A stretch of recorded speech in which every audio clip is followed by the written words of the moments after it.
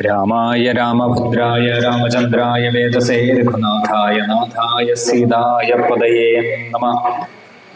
മാതാപിതാ യുവതയസ്തനയാ വിഭൂതി സർവം യദേവ നിയമേന മദന്വയാനം ആദ്യശ്ച നകുലപതേർവകുലാഭിരാമം ശ്രീമത്വദംഘ്രിയുഗളം പ്രണമാമി മൂർധന. യോ നിത്യമച്യുതപദാംബുജയുഗ്മരുക്മാവ്യോമഹിതസ്പതിതരാണി പ്രണായ മേനെ അസ്മദ്ഗുരോർഭഗവതോസ്യ ദയേക സിന്ധോ രാമാനുജസ്യ ചരണോ ശരണം പ്രപദ്യേ. ലക്ഷ്മീനാഥസമാരംഭം നാഥയാമുനമധ്യമാം അസ്മദാചാര്യപര്യന്താം വന്ദേ ഗുരുപരമ്പര. രാമാനുജദയാപാത്രം ജ്ഞാനവൈരാഗ്യഭൂഷണം ശ്രീമദ് വെങ്കടനാഥായ വന്ദേ വേദാന്തദേശികായ നമഃ. കവിതാർഹിക സിംഹായ കല്യാണ ഗുണശാലിനെ ശ്രീമദ് വെങ്കടനാഥാര്യ വന്ദേ വേദാന്ത ഗുരവേ നമഃ. കുങ്കുമാങ്കിതവർണായ കുന്ദേന്ദുധവളായ വിഷ്ണുവാഹന നമസ്തുഭ്യം നമസ്തേ പക്ഷിരാജായ തേ നമഃ. യസ്യദ്വിതരവക്ത്രാദ്യവാരിഷാദ്യപരശതം വിഘ്നം നിഘ്നന്തി സതുതം വിക്ഷസ്വേനം തമാശ്രയേ. വാമേ വൈകുണ്ഠശയ്യാഭണിപതി ഘടകോ വാസുകി ബ്രഹ്മസൂത്ര രക്ഷ്യന്ന തക്ഷകേന ഗരിതിരകടിതടച്ചാർ കാർക്കോടഹാര പത്നം കർണേപസവ്യേ പ്രതിമപതി മഹാപത്മമന്യത്ര വിഭ്രച്ചൂടായം ശംഖമാലാം ഗുളികമപി ദക്ഷിണേ പക്ഷിമല്ല. കൂജന്തം രാമ രാമേതി മധുരം മധുരാക്ഷരം ആരുഹ്യ കവിതാശാഖ വന്ദേ വാത്മീകി കോകിലം.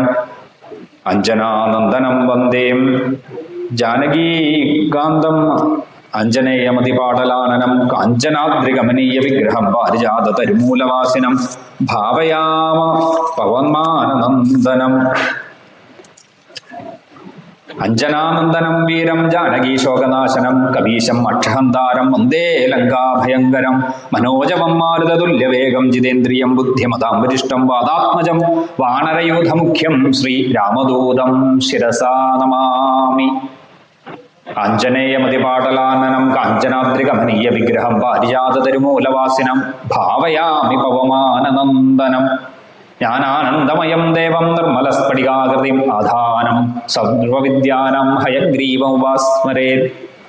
ഇന്നലെ രാമായണത്തിലെ സുന്ദരകാന്ഡത്തിലെ സീതാ അന്വേഷണത്തിന് ലങ്കയിലേക്ക് എത്തിച്ചേർന്ന ഹനുമാന്റെ വീരചരിതങ്ങളെയാണ് നമ്മൾ കേട്ടത്.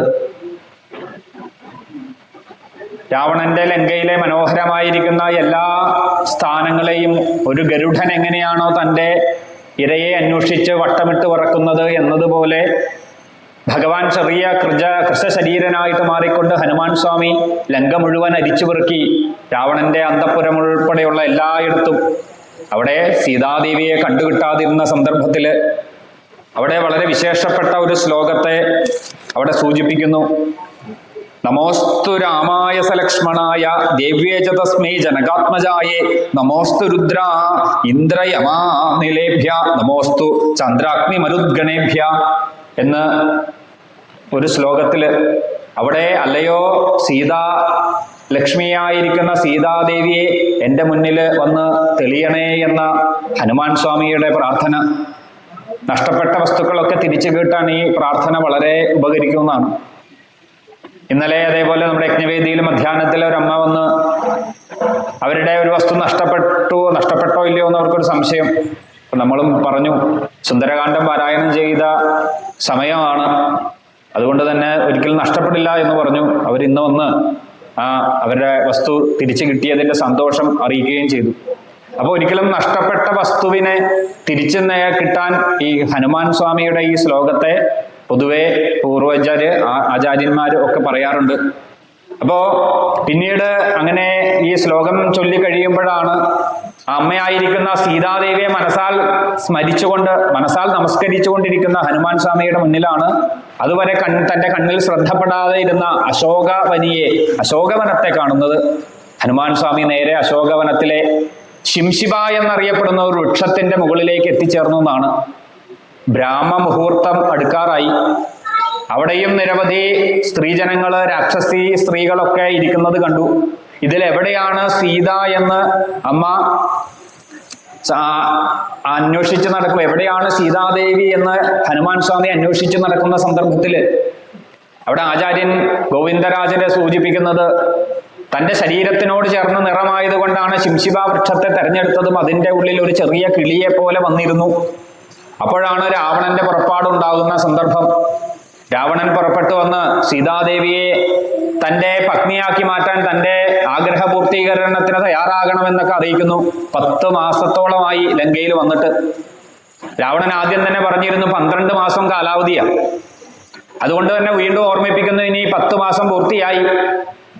എൻ്റെ കൂടെ എൻ്റെ ആഗ്രഹത്തിന് വഴങ്ങിയില്ലെങ്കിൽ 12ാമത്തെ മാസം സീതാദേവിയെ ഭക്ഷിച്ച് ആ ശരീരത്തെ തന്നെ ഭക്ഷിക്കുമെന്ന രാവണന്റെ പേടിപ്പെടുത്തൽ, ഭീഷണി. സീതാദേവി ഇതിന് യാതൊരു മറുപടിയും പറഞ്ഞില്ല എന്നാണ്. ഒരു പുല്ല് മുറിച്ച് തൻ്റെ മുന്നിലിട്ടു. രാവണന്റെയും ദേവിയുടെയും മധ്യത്തില് ഒരു ദർഭപുല്ലിനെ മുറിച്ചിട്ടു എന്നാണ്. ഇതിനെ വ്യാഖ്യാതാക്കള് നിരവധി വ്യാഖ്യാനത്തിലൂടെ അതിനെ സൂചിപ്പിക്കുന്നു. ഒന്ന്, ഈ പുല്ലിന് സമമാണ് ഈ പറയുന്ന വാക്കുകളൊക്കെ. മറ്റൊന്ന്, സാക്ഷാൽ രാവണനെ ഇതേപോലെ നിസാരമായിട്ട് പിഴുതെറിയാൻ സാധിക്കുമെന്നുള്ള മറ്റൊരർത്ഥം രാവണനെ പോലെയുള്ള ദുഷ്ടഗ്രഹങ്ങളുടെ ദൃഷ്ടി വരാതിരിക്കാൻ, ഗ്രഹണ സമയത്തൊക്കെ നമ്മൾ ക്ഷേത്രത്തിൽ ദർഭ കൊണ്ട് ആ ഗ്രഹണം ഏൽക്കാതിരിക്കാൻ അവിടെ നമ്മൾ അതിന് ശ്രദ്ധിക്കും, അതിന്റെ ചടങ്ങുകൾ ചെയ്യും. എന്നതുപോലെ ദേവിയുടെ ആ ശരീരത്തിലേക്ക് രാവണന്റെ ദൃഷ്ടി വരാതിരിക്കാനായിരിക്കാം ദർഭ സമർപ്പിച്ചത്. ഇങ്ങനെ നിരവധി വ്യാഖ്യാനങ്ങൾ, 10ഓ 11ഓ വ്യാഖ്യാനങ്ങൾ ഈ പുല്ലിനെ ഇട്ടത് അവിടെ സൂചിപ്പിക്കുന്നു. മറ്റൊന്ന്, രാജാവായിരിക്കുന്ന, എന്തൊക്കെ ദുഷ്ടനാണെങ്കിലും രാജാവ് എന്ന സ്ഥാനമുള്ളത് കൊണ്ട് അതിനൊരു ഇരിപ്പിടം എന്നുള്ള രീതിയിൽ ആ ദർഭയെ സമർപ്പിച്ചു. ഇങ്ങനെ പല വ്യാഖ്യാനങ്ങളൊക്കെ ഉണ്ട്. ഏതായാലും അത് രാവണൻ അവസാനം സഖിയിട്ട് പറഞ്ഞു, ഇത്തരത്തില് എനിക്ക് ഇംഗിതമായിട്ട് എൻ്റെ ആഗ്രഹത്തിനൊത്ത് നീ മാറിയില്ലെങ്കിൽ 2 മാസത്തിനുള്ളിൽ തന്നെ നിന്നെ ഭക്ഷിക്കുമെന്ന ഭീഷണി മുഴക്കി രാവണൻ അവിടുന്ന് പുറപ്പെട്ടു പോയി. പിന്നീടാണ് രാക്ഷസികൾ തന്നെ ഭയപ്പെട്ടു. അതുകൊണ്ട് തന്നെ പല നല്ല കാര്യങ്ങളും രാവണനെ കുറിച്ച് പറഞ്ഞ് രാമനൊന്നും ഇനി വരില്ല എന്നുള്ള ആ ഒരു കാര്യമൊക്കെ പറഞ്ഞുകൊണ്ട് എങ്ങനെയെങ്കിലും സീതയെ രാവണന് ആഗ്രഹത്തിനനുസരിച്ച് മാറ്റാൻ അവർ പരിശ്രമിക്കുമ്പോഴാണ് വിഭീഷണന്റെ മകള് ത്രിജട അവിടെ വരുന്നത്. ത്രിജട പറഞ്ഞു, ഞാൻ രാവിലെ തന്നെ ഒരു സ്വപ്നം കണ്ടു. ആ സ്വപ്നത്തില് ലക്ഷ്മണനും രാമനും കൂടി സീതാദേവിയുമായിട്ട് പുഷ്പക വിമാനമേറി വടക്ക് ദിക്കിലേക്ക് പോകുന്നതും, എന്നാൽ അതേസമയം തന്നെ ലങ്കേശ്വരനായിരിക്കുന്ന രാവണൻ കറുത്ത വസ്ത്രമൊക്കെ ഉടുത്ത് ചുവന്ന മാലയൊക്കെ പൊതിച്ച് ഒരു കഴുതയുടെ പുറത്ത് കയറി തെക്ക് ദിക്കിലേക്ക് പോകുന്നതായിട്ടും കണ്ടു. അത് കഴിഞ്ഞ് പറഞ്ഞു, ആ രാക്ഷസി നിശാചരികളോട് തന്നെ സൂചിപ്പിച്ചു, നിങ്ങൾ ദേവിയെ ഇത്തരത്തിലെ വാക്കുകളെ കൊണ്ട് ബുദ്ധിമുട്ടിപ്പിക്കരുത്. അവിടെ വളരെ വിശേഷപ്പെട്ട ഒരു ശ്ലോകം തന്നെ അവിടെ ത്രിജട പറയുന്നുണ്ട്. സുന്ദരകാണ്ഡത്തിലെ വളരെ വിശേഷപ്പെട്ട ഒരു ശ്ലോകമാണ്. പക്ഷീജ ശാഖ നിലയം പ്രവിഷ്ട പുനഃപുനശ ഉത്തമ സന്തവാദി സുഖാഗതം വാചമുദീരയാണ് പുനഃപുന ശോധയാതീവ ഹൃഷ്ട. അവിടെ പറഞ്ഞു, ശിംശിബ വൃക്ഷത്തെ ചൂണ്ടിക്കാണിച്ചുകൊണ്ട് പറഞ്ഞു, അവിടെ ഒരു പക്ഷിയെ പോലെ ഇരിക്കുന്ന, ആ പറവയെ പോലെ ഇരിക്കുന്ന, ഒരു പഴം കഴിച്ച് ഭക്ഷണം കഴിച്ച് സംതൃപ്തിയോടെ ഇരിക്കുന്ന ഒരു ചെറിയ പറവയെ കണ്ടോ? ആ പറവ എന്താ പറയുന്നത്? സീതാദേവി പേടിക്കേണ്ട, രാമനിപ്പോ വരും, ആ രാമനെയും കൂട്ടിക്കൊണ്ട് പോകുക, സീതയെയും കൂട്ടി രാമസന്നിധിയിലേക്ക് എത്തിച്ചേരും എന്നല്ലേ ആ പറവ പറയുന്നത് എന്നാ ത്രിജട ആ പറവയെ നോക്കി പറഞ്ഞു എന്നാണ്. ഇത് കേട്ടിട്ടും ആ നിശാചരിമാർക്ക് മനസ്സിലാകാത്തത് കൊണ്ട് തന്നെ ത്രിജട വീണ്ടും പറയുന്നു, നിങ്ങൾ നോക്കൂ, സീതാദേവിയുടെ ഇടത് കണ്ണ് തുടിക്കുന്നു, അതൊരു നല്ല ലക്ഷണമാണ്, ശുഭകാര്യങ്ങള് സംഭവിക്കാൻ പോകുന്നതിന്റെ ലക്ഷണമാണ് ഇതെന്നൊക്കെ പറയുന്നു. ഇത്തരത്തില് ആ ത്രിജടയുടെ വാക്കുകളെ കേട്ട് അവരൊക്കെ ആ ത്രിജയുടെ വാക്കില് അംഗീകരിച്ചുകൊണ്ട് പിന്നെ സീതാദേവിയെ ബുദ്ധിമുട്ടിച്ചില്ല എന്നാണ്. അപ്പോഴാണ് സീതാദേവി ചിന്തിക്കുന്നത്, ഈ രാവണനെ ഈ ഭീഷണിപ്പെടുത്തല് എല്ലാ മാസവും ഇങ്ങനെ നടക്കുന്നു. ഇനി 2 മാസം കാലാവധി, രാമൻ വരുന്ന ലക്ഷണമൊന്നും കാണുന്നില്ല. അതുകൊണ്ട് തന്നെ ഇനി തൻ്റെ ഈ ശരീരത്തില് ഇനി ബാക്കി അവശേഷിക്കുന്ന ഈ ജീവനെ തന്നെ ഉപേക്ഷിക്കാം. രാമൻ വരുന്നതിനെ യാതൊരു ലക്ഷണവും കാണുന്നില്ല. അതുകൊണ്ട് തന്നെ ശിംശിബ വൃക്ഷത്തിന് നേരെ ചെന്ന് അവിടെ ശ്ലോകത്തിൽ പറഞ്ഞു, ശോകാവിഭക്ത ബഹുധാ വിചിന്യ സീതാതവേണി ഗ്രഥനം ഗൃഹീത്വ ഉദ്ബദ്ധ്യ വേണും ഗാധവനേന ശീഘ്ര മഹം ഗമിഷ്യാമി യമസ്യ മൂലം. തൻ്റെ കൂന്തലിനെ തന്നെ കഴുത്തിൽ മുറുക്കി ആ മരണ വരിക്കാമെന്ന് തീരുമാനിച്ചുകൊണ്ട് സീതാദേവി ശിംശിബ വൃക്ഷത്തിന് ചുവട്ടിലേക്ക് എത്തിച്ചേരുന്ന സന്ദർഭം. ഈ ഒരു സന്ദർഭത്തിലാണ് സാക്ഷാൽ ഹനുമാന്റെ ആ പ്രാധാന്യം സുന്ദരകാന്ഡത്തിൽ എടുത്തു കാണിക്കുന്നത് ആരാണ് ഹനുമാൻ. സാധാരണ ഒരു ദൂതനല്ല. ആ ഹനുമാന്റെ പുറകിലൂടെ സഞ്ചരിക്കുമ്പോഴേ ഹനുമാന്റെ ഓരോ വാക്കിനെയും ആദ്യം ശ്രീരാമചന്ദ്രൻ അന്ന് കിഷ്കിന്ധാകാന്ഡത്തിൽ വെച്ച് ലക്ഷ്മണനോട് പറഞ്ഞിരുന്നു. ഇവിടെ ആ ഈ രംഗത്തെയൊക്കെ കാണുമ്പോൾ തന്നെ ഉറപ്പിച്ചു താൻ ഇതേവരെ അന്വേഷിച്ചു കൊണ്ടിരുന്ന രാമപത്നിയായിരിക്കുന്ന സീത ഈ വരുന്ന ദേവി തന്നെയാണ് എന്ന് ഹനുമാന് ബോധ്യപ്പെട്ടു. സീതാദേവി തന്റെ ശരീരം ഉപേക്ഷിക്കുന്ന ആ സന്ദർഭത്തില്, ആ നിമിഷത്തില് എന്ത് പറയണം എന്ന് ഹനുമാൻ അവിടെ ബുദ്ധിപൂർവം പറഞ്ഞു എന്നാണ്. നേരെ നിന്ന് പറഞ്ഞാൽ ഒരുപക്ഷെ രാവണന്റെ മായയാണ് എന്ന് ധരിച്ച് ദേവി വാക്കുകൾ കേൾക്കുന്നതിന് മുമ്പ് ശരീരം വെടിയാം. അതുകൊണ്ട് തന്നെ ഉറപ്പിച്ചു, ഒരു വൃക്ഷത്തിന്, മരത്തിന് പുറകില് ഈ ഇരിക്കുന്ന മരത്തിൽ തന്നെ മറിഞ്ഞിരുന്നു കൊണ്ട് പറയാം. അടുത്തത് എന്ത് പറയണം? യതിവാചം പ്രദാസ്യാമി ദ്വിജാതീരിവ സംസ്കൃതം രാവണം മന്യമാനാമാം സീതാഭീതാ ഭവിഷ്യതി. എന്താ പറയേണ്ടത്? സംസ്കൃതത്തിൽ പറയണോ? സംസ്കൃതത്തിൽ പറഞ്ഞാൽ എന്താണ് ദേവി വിചാരിക്കുക? നല്ല പാണ്ഡിത്യമുള്ള ആളാണ് രാവണൻ. അതുകൊണ്ട് തന്നെ സംസ്കൃത ഭാഷയിൽ അതൊരു വാനരനായിട്ട് രൂപം ധരിച്ചിരിക്കുന്ന ഞാൻ പറഞ്ഞാൽ ദേവി ചിന്തിക്കും, ഒരു വാനരൻ എങ്ങനെയാ ഈ ഭാഷയിൽ സംസാരിക്കുക, അതുകൊണ്ട് ഇത് രാവണന്റെ മായയാണ് എന്ന് ചിന്തിക്കും. അതുകൊണ്ട് ഹനുമാൻ ചിന്തിച്ചു, അങ്ങനെ വേണ്ട. പിന്നെയോ, പിന്നെ എന്ത് പറയും, ഏത് ഭാഷ വേണമെന്ന് ചിന്തിച്ചു. പിന്നീട് അവശ്യമേവ വക്തവ്യം മാനുഷം വാക്യം അർത്ഥവത് മയാ സാന്തയിത്തും ശക്യ അന്യാധേയ അതിനിന്ദിത. അവിടെ പറഞ്ഞു മനുഷ്യ ഭാഷയിൽ സംസാരിക്കാം, വാനര ഭാഷയിലല്ല മനുഷ്യ ഭാഷയിൽ സംസാരിക്കാം എന്ന് ഭഗവാൻ തീരുമാനിക്കുന്നു. ഒന്ന് വൃക്ഷത്തിന്റെ പുറകില് മറിഞ്ഞിരുന്ന് സംസാരിക്കാം, മാനുഷ ഭാഷയിൽ സംസാരിക്കാം എന്ന് പറയുന്നു. പിന്നെ എന്ത് സംസാരിക്കണം? അപ്പോഴാണ് ചിന്തിച്ചത്, ഇക്ഷാഗൂണം വരിഷ്ഠസ്യ രാമസ്യ വിദിതാത്മന ശുഭാനി ധർമ്മയുക്താനി വചനാനി സമർപ്പയൻ ശ്രാവയിക്ഷ്യാമി സർവാണി മധുരാം പ്രാഭുവൻ ഗിരാം. മധുരവാക്കുകളെ കൊണ്ട് ഇക്ഷ്വാകുവിന്റെ വംശത്തിൽപ്പെട്ട രാമന്റെ കഥയെ പാരായണം പാടാം, രാമകഥ പാടാമെന്ന് ഹനുമാൻ തീരുമാനിക്കുന്നു. എന്തുകൊണ്ടാണ് അങ്ങനെ തീരുമാനിക്കാൻ കാരണമെന്ന് അവിടെ പറയുന്നു. രാമായണത്തിന് മറ്റൊരു ആചാര്യന്മാര് കൊടുക്കുന്ന നാമമുണ്ട്, മൃത സഞ്ജീവനി. സീതാദേവി മരണത്തിലേക്ക് നടക്കുന്ന സീതാദേവി ഈ രാമായണ ശ്ലോകം കേൾക്കുന്ന സന്ദർഭത്തിൽ, രാമനെ കുറിച്ച് കേൾക്കുന്ന സന്ദർഭത്തിൽ ഒരു നിമിഷമെങ്കിലും അത് കേട്ട് കഴിയുന്നത് വരെ കാത്തിരിക്കും. അതുകൊണ്ട് തന്നെ കുറച്ച് സമയം ഒപ്പം അവിടെ ലഭിക്കും. ഈ ബുദ്ധിയുള്ളത് കൊണ്ടാണ് ഹനുമാൻ രാമായണം തന്നെ പാരായണം ചെയ്യാമെന്ന് തീരുമാനിക്കുന്നത്. പിന്നീട് ആദ്യം സൂചിപ്പിച്ചു ഏത് ഭാഷയിൽ വേണം സംസാരിക്കാൻ. ഏവം ബഹുവിധാം ചിന്താം ചിന്തയിത്യാ മഹാത്മനി സംസ്രുവേ മധുരം വാക്യം വൈദേഹ്യ വ്യാജഹാരഃ. മധുര ഭാഷയിൽ സംസാരിക്കാം. ഏതാ മധുര ഭാഷ? അതൊരു വലിയ തർക്കത്തിനുള്ള ഒരു വഴിയാണ്. ഏത് ഭാഷയിൽ സംസാരിക്കും? മധുര ഭാഷ. ഇവിടെ ആചാര്യര് വൈഷ്ണവ സമ്പ്രദായത്തിലെ ആചാര്യര് പറയുന്നത്, നമ്മൾ പറഞ്ഞു രാമാനുജന്റെ 18 തരത്തിലുള്ള രാമായണ അർത്ഥങ്ങളെ ആണ് ഒരു വർഷത്തോളം ഗുരുനാഥന്റെ പക്കൽ നിന്ന് പഠിച്ചത്. അതിനെയാണ് ഇവിടെ ഭൂഷണത്തില് ഗോവിന്ദരാജര് എഴുതിയത്. അപ്പൊ വൈഷ്ണവ സമ്പ്രദായത്തിൽ പറയുന്നത് ഈ മധുര ഭാഷ തമിഴ് ഭാഷയാണ് മധുര ഭാഷ. അപ്പോ സംശയം, സീതാദേവി എങ്ങനെയാണ് തമിഴ് പഠിച്ചത്? അതിന് ഉത്തരം അവിടെ ആചാര്യൻ തന്നെ പറയുന്നു. 10 വർഷത്തെ ആരണ്യവാസത്തിന് ശേഷമാണ് അഗസ്ത്യ മഹർഷിയുടെ ആശ്രമത്തിൽ വന്നത്. പിന്നീട് 3 വർഷം കഴിഞ്ഞാണ് രാവണൻ അപഹരിക്കുന്നത്. അതിന് ഇടയിൽ അഗസ്ത്യ മഹർഷിയുടെ മുമ്പിൽ തെക്ക് ദിക്കിലേക്ക് വന്നു. തമിഴിന്റെ ആചാര്യനാണ് അഗസ്ത്യൻ. തമിഴ് ഭാഷ ആരംഭിക്കുന്നത് ആ എന്ന് പറയുന്ന ശബ്ദത്തിലും അവസാനിക്കുന്നത് എന്ന് പറയുന്ന അഗസ്ത്യൻ എന്ന വാക്കിന്റെ അവസാന അക്ഷരത്തിലുമാണ്. അതുകൊണ്ട് തന്നെ അഗസ്ത്യ മഹർഷിയിൽ നിന്നും പഠിച്ച തമിഴ് ഭാഷ രാമനും ലക്ഷ്മണനും സീതാദേവിക്കും അറിയും എന്നാണ് ആചാര്യർ അവിടെ പറഞ്ഞു വെച്ചിരിക്കുന്നത്. അതുകൊണ്ട് തന്നെ ആ ഭാഷയിൽ സംസാരിക്കാം എന്ന് തീരുമാനിച്ചു. പിന്നീട് ഹനുമാൻ ചിന്തിക്കുന്നത്, രാമ എന്ന ശബ്ദത്തോടു കൂടി വിളിച്ചാൽ ചിലപ്പോൾ ദേവി ചിന്തിക്കും രാമന് വല്ല ആപത്തും സംഭവിച്ചോ എന്ന് കേട്ടുകൊണ്ട് ചിലപ്പോ ബാക്കി കേൾക്കാൻ നിൽക്കില്ല. 10 മാസത്തിലധികമായി ഈ അസുരന്മാരുടെ രാക്ഷസന്മാരുടെ ഇടയിൽ ഇരുന്നു കൊണ്ട് രാമശബ്ദം കേട്ടതേയില്ല.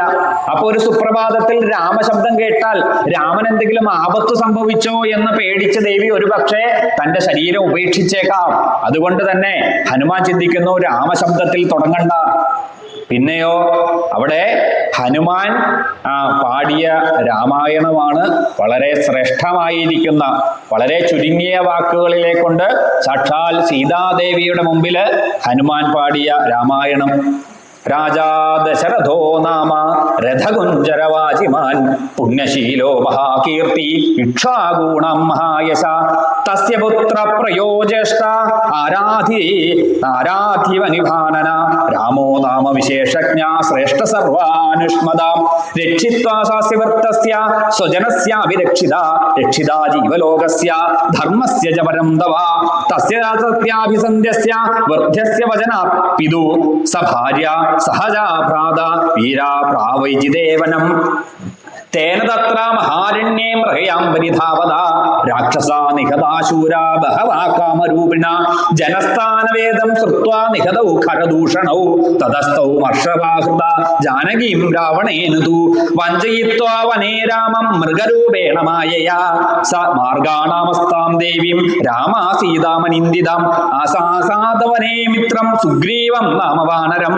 തതസ്ഥാ ബാലിനം ഹത്വാ രാമാ വരപുരഞ്ജയ ആയച്ഛാൻ കവിരാജ്യം തു സുഗ്രീവായ മഹാത്മനെ സുഗ്രീവേണ അഭിസന്ദിഷ്ട ഹരയാ കാമരൂപിണ ദിക്ഷു സർവാസുതാം ദേവീം വിജുന്നന്ത സഹസ്രശ അഹം സമ്പാദി വാചാന ശതയോജനമായതാം തസ്യ ഹേതോർവിശാലക്ഷ്യ സമുദ്രം വേഗവാൻ പ്ലുത യഥാരൂപം യഥാവർണം യഥാ ലക്ഷ്മീവതീചതാം അസൗ സ രാഘവസ്യാഹം സേയാമാസാദിതാമയ. അവിടെ പറഞ്ഞു വെക്കുന്നത് രാമൻ പറഞ്ഞ അതേ രൂപത്തിലുള്ള യഥാരൂപം യഥാവർണം യഥാ ലക്ഷ്മീവതീചതാം ആയിരിക്കുന്ന ലക്ഷ്മിയായിരിക്കുന്ന സീതയെ കണ്ടുകൊണ്ടാണ് ഞാനിത് പറയുന്നത് എന്ന് ഹനുമാൻ പാടി സമർപ്പിച്ചത്. ദേവിയുടെ മുമ്പിൽ രാഘവൻ, അതായത് രാമൻ എന്തൊക്കെയാണോ സീതയുടെ രൂപം വർണ്ണിച്ചത് അതേ രൂപത്തില് കണ്ടുകൊണ്ടിരുന്നു കൊണ്ടാണ് ഞാനിത് പറയുന്നത് എന്ന് കേട്ടപ്പോ തത് ശ്രുത്വാ വിസ്മയം പരമംഗത ഇതാ ഞാൻ ആ സീതാദേവിയെ, രാമൻ പറഞ്ഞിരിക്കുന്ന സീതയെ കണ്ടുകൊണ്ടിരിക്കുന്നു എന്ന് പറഞ്ഞു കേട്ടപ്പോ രാമായണം പാടി കേട്ട നിമിഷം തന്നെ സീതാദേവി തന്റെ ജീവിതത്തിലെ 10 മാസത്തിലോളം ഒരു പ്രതീക്ഷയുമില്ലാതെ രാമൻ എവിടെയെന്നറിയാതെ ഇരിക്കുന്ന സീതാദേവി ആ ശബ്ദം കേട്ടപ്പോ ഈ ശബ്ദം എവിടെ നിന്ന് വന്നു എന്നറിയാനായിട്ട് തന്റെ ചുറ്റും നോക്കിയെന്നാണ്. 10 മാസത്തിലധികമായി തല ഉയർത്തിയിട്ട് രാവണൻ ആ അശോകവാടിയിൽ കൊണ്ട് ഇരുത്തിയതിനു ശേഷം ഒരിക്കലും തല ഉയർത്തി നോക്കിയിട്ടില്ല. അതുകൊണ്ട് തന്നെ തന്റെ കഴുത്തിനെ അവിടെ അവിടെ പറയുന്നുണ്ട്, വാൽമീകി ആ ശ്ലോകത്തിൽ പറയുന്നുണ്ട്, സാ തിര്യങ്ങൂർത്തജം തഥാ ഹ്യന്യസ്ത നിരീക്ഷമാണ തമ ചിന്തബുദ്ധിം ദദർശ പിംഗാധിപതേരമാത്യം വാദാത്മജം സൂര്യവിബോധയാദം. തന്റെ കഴുത്ത് ഇടത്തോട്ടും വലത്തോട്ടും ഒക്കെ പതുക്കെ തിരിച്ചിട്ടാണ് ദേവി തല ഉയർത്തിയത്. തല കുറെ സമയം താഴെ, കുറെ മാസം താഴെയിട്ടിരുന്ന ദേവി തല ഇടതോട്ടും വലത്തോട്ടും പതുക്കെ ഒന്ന് ആഞ്ഞു കഴിഞ്ഞാണ് തല ഉയർത്തി നോക്കിയത്. തഥാ അപ്പൊ കണ്ടു, തഥാ ശാഖാന്തരേ ലീനം ദൃഷ്ട്വാചലിത മാനസ വേഷ്ടിർദർജന വസ്ത്രം തം വിദ്യുതാംഗ്രിപിംഗളം. വെള്ളവസ്ത്രമെടുത്ത സ്വർണ്ണ പിങ്കള വസ്ത്രത്തോട് പിങ്കള നിറത്തോടു കൂടിയ സാക്ഷാൽ ആ ഹനുമാൻ, വളരെ ചെറിയ രൂപത്തിലുള്ള ഹനുമാനെ ദേവി ദർശിച്ചു. വളരെ വിശേഷപ്പെട്ട ഒരു ഭാഗമാണ് ഇത് രാമായണത്തിലെ സുന്ദരകാന്ഡത്തിലെ. അവിടെ ആ ദേവി കാനുപത്മവലാശാക്ഷി കൃഷ്ടതോ ശ്രേയവാസിനി ദ്രുമസ്യ ശാഖാമലംബസ്യ തിഷ്ടസ്യതമനിന്ദതേ. അവിടെ ആ ദേവി തന്റെ കണ്ണുകൾ നിറഞ്ഞുകൊണ്ട്, സീതാദേവി രാമായണ കഥ കേട്ട് കഴിഞ്ഞ നിമിഷം തന്റെ കണ്ണുകളെ നിറഞ്ഞുകൊണ്ട് ചുറ്റും നോക്കി ആ പ്രതീക്ഷയോടെ നോക്കുന്ന സമയത്ത് ആ ഭഗവാൻ ഹനുമാൻ ആ വൃക്ഷത്തിൽ നിന്നും പതുക്കെ താഴെ ഇറങ്ങി വന്നു എന്നാണ് ദേവിയുടെ സമീപത്ത്. ദേവിയുടെ സമീപത്ത് വന്നിരുന്ന് ചോദിച്ചു. ദേവിയുടെ ആ താമരക്കണ്ണുകള് നിറഞ്ഞ് ഒഴുകുന്നത് കണ്ടപ്പോ ചോദിച്ചു, രാമായണ കഥ കേട്ടിട്ടാണോ അല്ലയോ സീതാദേവി കണ്ണുകൾ നിറഞ്ഞത്, അതോ രാവണൻ ഭയപ്പെടുത്തിയ ദുഃഖം മൂലം ഭയം മൂലമാണോ ദേവി കണ്ണ് നിറഞ്ഞത്? അപ്പോ അവിടെ ഞാൻ അന്വേഷിച്ചു കൊണ്ടിരിക്കുന്ന, ഞാൻ ഈ ഇവിടെ ചുറ്റും പരതി നടക്കുന്ന ആ സീതാദേവി തന്നെയാണ് ദേവി എന്ന് വിശ്വസിച്ചിട്ടാണ് ഞാൻ ചോദിക്കുന്നത്. അമ്മ ആരാണ് എന്ന് ചോദിക്കുന്നതിന് ഉത്തരമായിട്ട് സീതാദേവി പറയും, സ്തനുഷ ദശരഥാസ്യാഹം ശത്രുസൈന്യ പ്രണാശിന രാമദൂതാനന്തൻ. അങ്ങനെ ആ ദേവി പറഞ്ഞു, സ്തനുഷ ദാശരഥസ്യാഹം ശത്രുസൈന്യ പ്രണാശിന. ഇത് തന്നെ വാൽമീകി രാമായണത്തിൽ നമ്മൾ ആദ്യം കേട്ടു.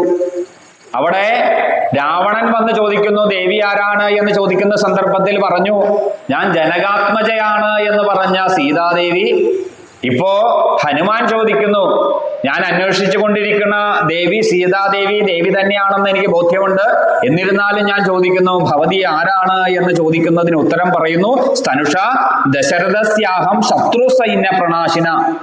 ഒരു ശത്രുക്കളെ പോലും പരാജയപ്പെടുത്താൻ സാധ്യമല്ലാത്ത ദശരഥന്റെ മരുമകളാണ് ഞാൻ. ഇതാണ് വാൽമീകി രാമായണം നമുക്ക് തരുന്ന ഉപദേശം.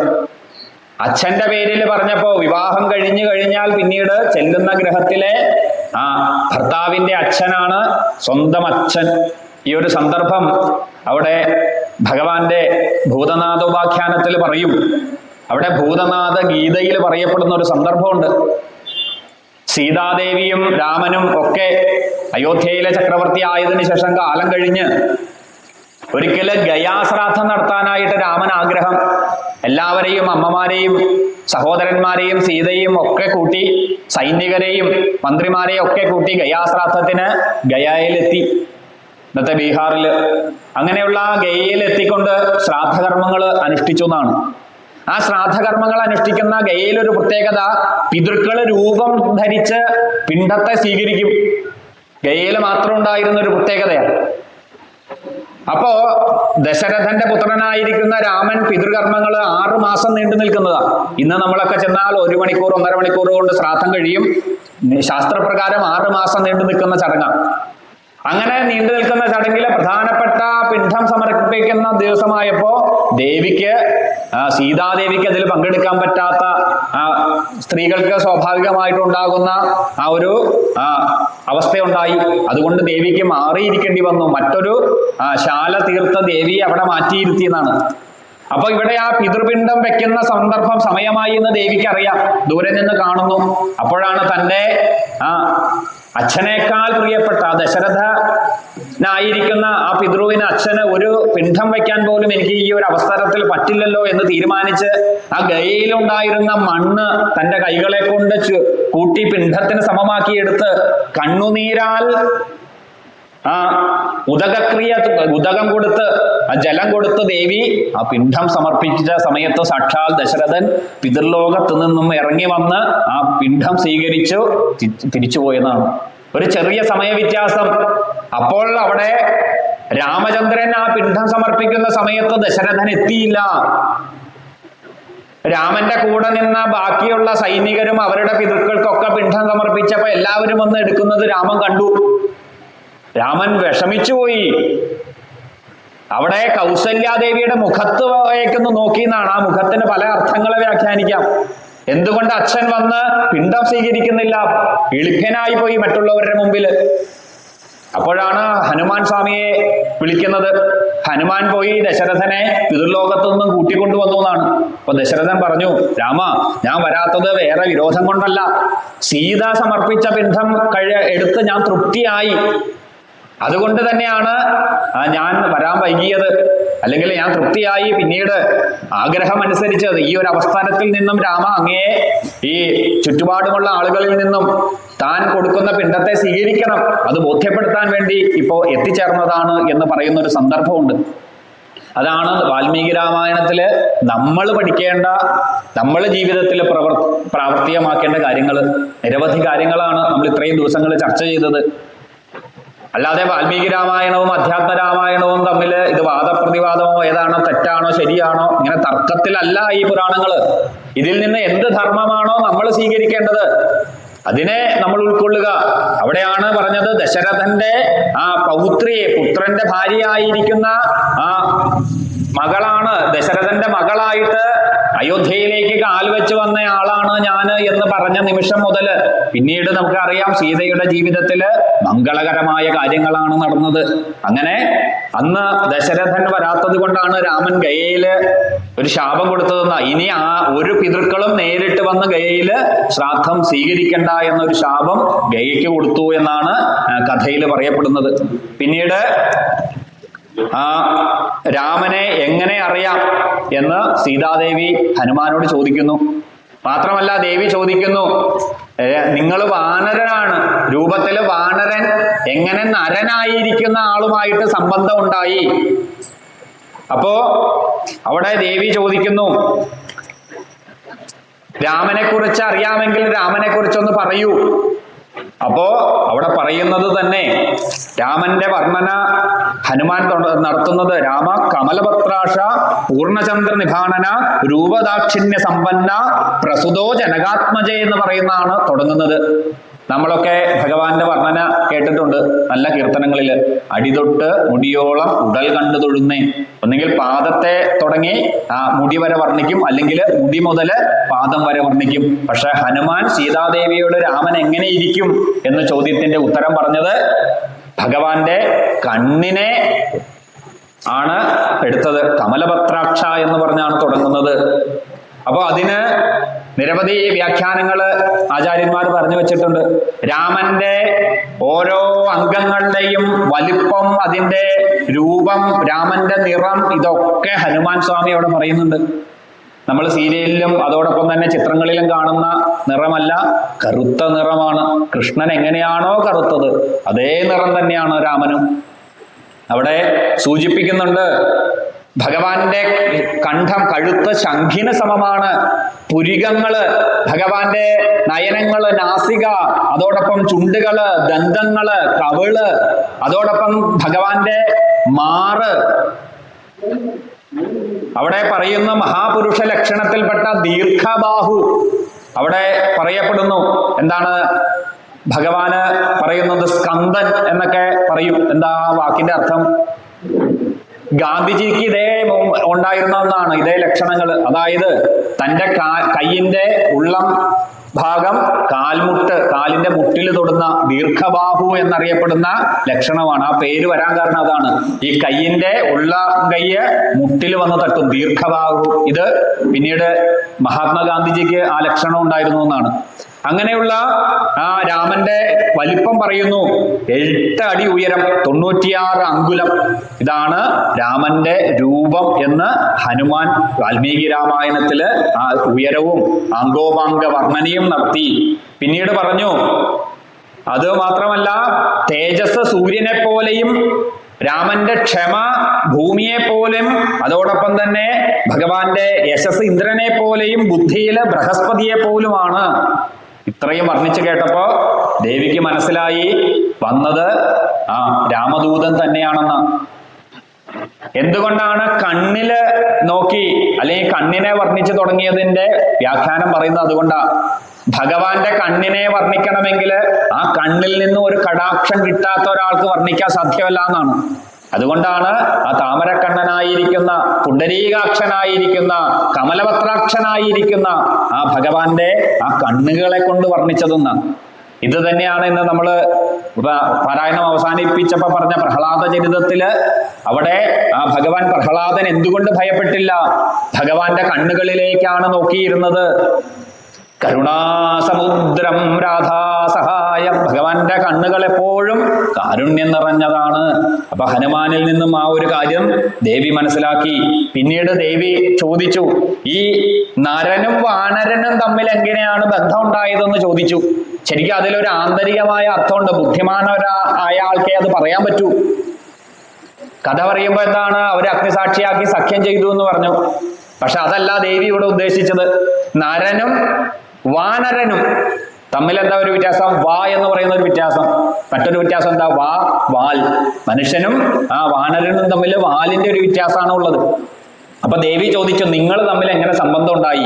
ദേവി ചോദിച്ചതിന് മറ്റൊരു ആന്തരികാർത്ഥം, സാക്ഷാൽ ലക്ഷ്മി അമ്മ അറിയാത്ത ഒന്നും ഭഗവാനിലില്ല. അതുകൊണ്ട് തന്നെ ഞാൻ അറിയാതെ എങ്ങനെയാണ് നിങ്ങൾ തമ്മിൽ ഒരു ബന്ധമുണ്ടായത് എന്ന് ചോദിച്ചു. എന്തു മറുപടി പറയും ഹനുമാൻ? എന്തു മറുപടിയാ ഹനുമാൻ പറയേണ്ടത്?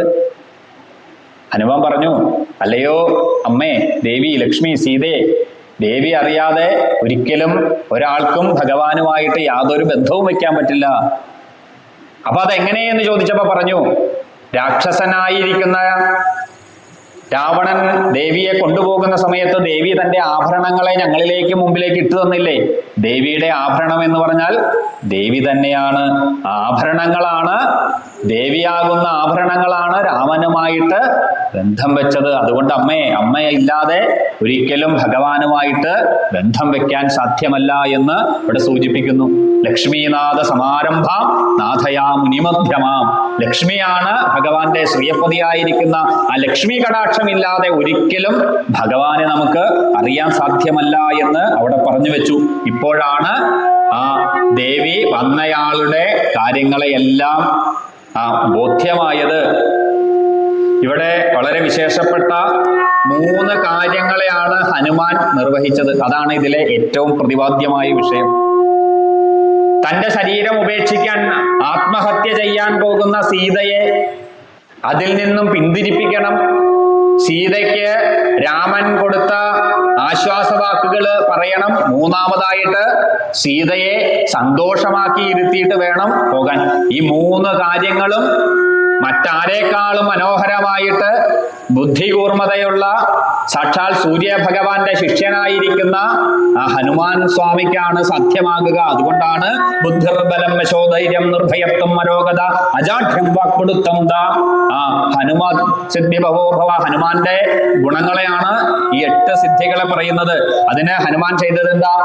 ആദ്യം തന്നെ നിരാശയിലാണ്ടുപോയി ശരീരം ഉപേക്ഷിക്കാം എന്ന് തീരുമാനിക്കുന്ന ഹനുമാൻ സ്വാമി ആ സീതാദേവിക്ക് രാമായണം പാടി അതിൽ നിന്നും ആ ഒരു ആശ്വാസത്തെ കൊടുത്തു. പിന്നീട് 2ാമതായിട്ട് രാമന്റെ അംഗോപാംഗ വർണ്ണനയോടുകൂടി രാമന്റെ ദൂതനാണ്, ദേവി ഭയപ്പെടണ്ട, ദേവിയുടെ മുന്നിലേക്ക് രാമൻ ഉടനെ തന്നെ വരും എന്ന് 2ാമതായിട്ട് ദേവിയെ ആശ്വസിപ്പിച്ചു. 3ാമതായിട്ട് ആ സീതയ്ക്ക് ആനന്ദത്തെ കൊടുക്കണം. വാനരോഹം മഹാഭാഗേ ദൂതോ രാമസ്യ ധീമത രാമനാമ അങ്കിതം ചേതം പശ്യദേവ്യം അങ്കുലീയകം സമാശ്വസി ഭദ്രം ദേ തേഷേന ദുഃഖഫലാസ്യസി. അത് കഴിഞ്ഞ് എന്ത് ചെയ്തു? ഇനി ആനന്ദത്തെ കൊടുക്കണം. അങ്ങനെ ആനന്ദത്തെ കൊടുക്കണമെങ്കിൽ എന്ത് വേണം? ഭഗവാൻ തന്നിരിക്കുന്ന ആ മോതിരത്തെ, അങ്കുലീയത്തെ എടുത്ത് ഹനുമാൻ സ്വാമി തന്റെ കയ്യിൽ വെച്ച് നീട്ടി എന്നാണ്. കൊടുത്തു എന്നല്ല. കൊടുത്താൽ എങ്ങനെ കൊടുക്കണം? നമ്മൾ ഒരാൾക്ക് ഒരു വസ്തു കൊടുക്കുമ്പോൾ ഇങ്ങനെ കൊടുക്കണം, സീതാദേവി ഇങ്ങനെ വാങ്ങിക്കണം. എന്തിനാ ഇത്രയും വിസ്തരിച്ച് വാൽമീകി പറയുന്നത്? കൊടുത്തു എന്ന് പറഞ്ഞാൽ പോരെ നമുക്ക് ലളിതമായിട്ട് ചിന്തിക്കാൻ പോരാ. അതിലൊക്കെ അതാണ് അവിടെ മധുരാക്ഷരത്തിൽ വാൽമീകി പറഞ്ഞത്. ഓരോ രംഗങ്ങളെയും നമ്മൾ മനസ്സിലൊന്ന് ചിന്തിച്ചാൽ അറിയാം. ലക്ഷ്മിയിൽ നിന്നും പ്രസാദം നമ്മളാ വാങ്ങിക്കേണ്ടത്, നമ്മളല്ല ലക്ഷ്മിക്ക് പ്രസാദം കൊടുക്കേണ്ടത്. അതുകൊണ്ട് തന്നെ അതൊക്കെയാണ് ഹനുമാന്റെ ബുദ്ധി, ഹനുമാന്റെ ആ ഏറ്റവും ശ്രേഷ്ഠത. ഹനുമാൻ തന്റെ കൈകളിൽ വെച്ച് ആ അങ്കുലീയത്തെ നീട്ടി, ദേവി അങ്കുലീയത്തെ എടുത്ത് കണ്ണുനീരാൽ അഭിഷേകം ചെയ്തു. ഈ ഒരു സന്ദർഭത്തില് അവിടെ പറയുന്നുണ്ട്, പണ്ട് ഇത് വാൽമീകി രാമായണത്തിൽ പറയുന്നില്ല, പത്മപുരാണത്തില് വ്യാസമഹർഷി എഴുതി വെച്ചിട്ടുണ്ട്. എന്തുകൊണ്ടാണ് ഈ മോതിരം കണ്ടപ്പോ ദേവിയിൽ ആനന്ദം ഉണ്ടായത്? ദേവി അപ്പൊ ഒരു സന്ദർഭത്തെ ഓർക്കുന്നതാണ്. പണ്ട് അയോധ്യയില് ഭാര്യാഭർത്താക്കന്മാരായിട്ട് ജീവിച്ചു 12 വർഷത്തോളം. ആ ഒരു കാലഘട്ടത്തിൽ ഇടയ്ക്ക് ഏത് കുടുംബത്തിലും ഉണ്ടാകുന്നത് പോലെ സൗന്ദര്യ പിണക്കങ്ങൾ ഉണ്ടായി എന്നാണ്. ഒരിക്കല് 2 ദിവസത്തോളം പരസ്പരം മിണ്ടാതിരുന്നു എന്നാണ് രാമനും സീതയും. അപ്പോ രാമനൊരാഗ്രഹം, സീതയുമായിട്ടുള്ള കലഹം തീർത്തൊന്ന് സംസാരിക്കണം. അപ്പൊ ആരാദ്യം സംസാരിക്കും? ഇതൊക്കെ നമ്മുടെ ജീവിതത്തിൽ ഉണ്ടായ സംഭവങ്ങളാണ് അല്ലെ? ഇവിടെ ഇരിക്കുന്ന എല്ലാവരുടെയും ജീവിതത്തിൽ ഇങ്ങനെയുള്ള സംഭവങ്ങളൊക്കെ ഉണ്ടായിട്ടുണ്ട്. അപ്പൊ ആദ്യം ആര് സംസാരിക്കും? അവിടെ രാമൻ തന്നെ തീരുമാനിക്കുന്നു ദേവിയുമായിട്ട് സംസാരിക്കണം. അതിനൊരു വഴി ഉണ്ടാക്കണം. അതിനെന്ത് ചെയ്തു? രാമൻ തന്റെ മോതിരത്തെ ഊരി നിലത്ത് ഇട്ടു. അതിനുശേഷം പറഞ്ഞു നടന്നു, എൻ്റെ മോതിരം കാണുന്നില്ല, മോതിരം കാണുന്നില്ല എന്ന് രാമൻ പറഞ്ഞു നടന്നപ്പോഴോ പെട്ടെന്ന് ഇത് കേട്ട ദേവി പെട്ടെന്ന് തെരഞ്ഞ് ആ മോതിരം കിട്ടി. ദേ മോതിരം എന്ന് പറഞ്ഞു കൊടുത്തു.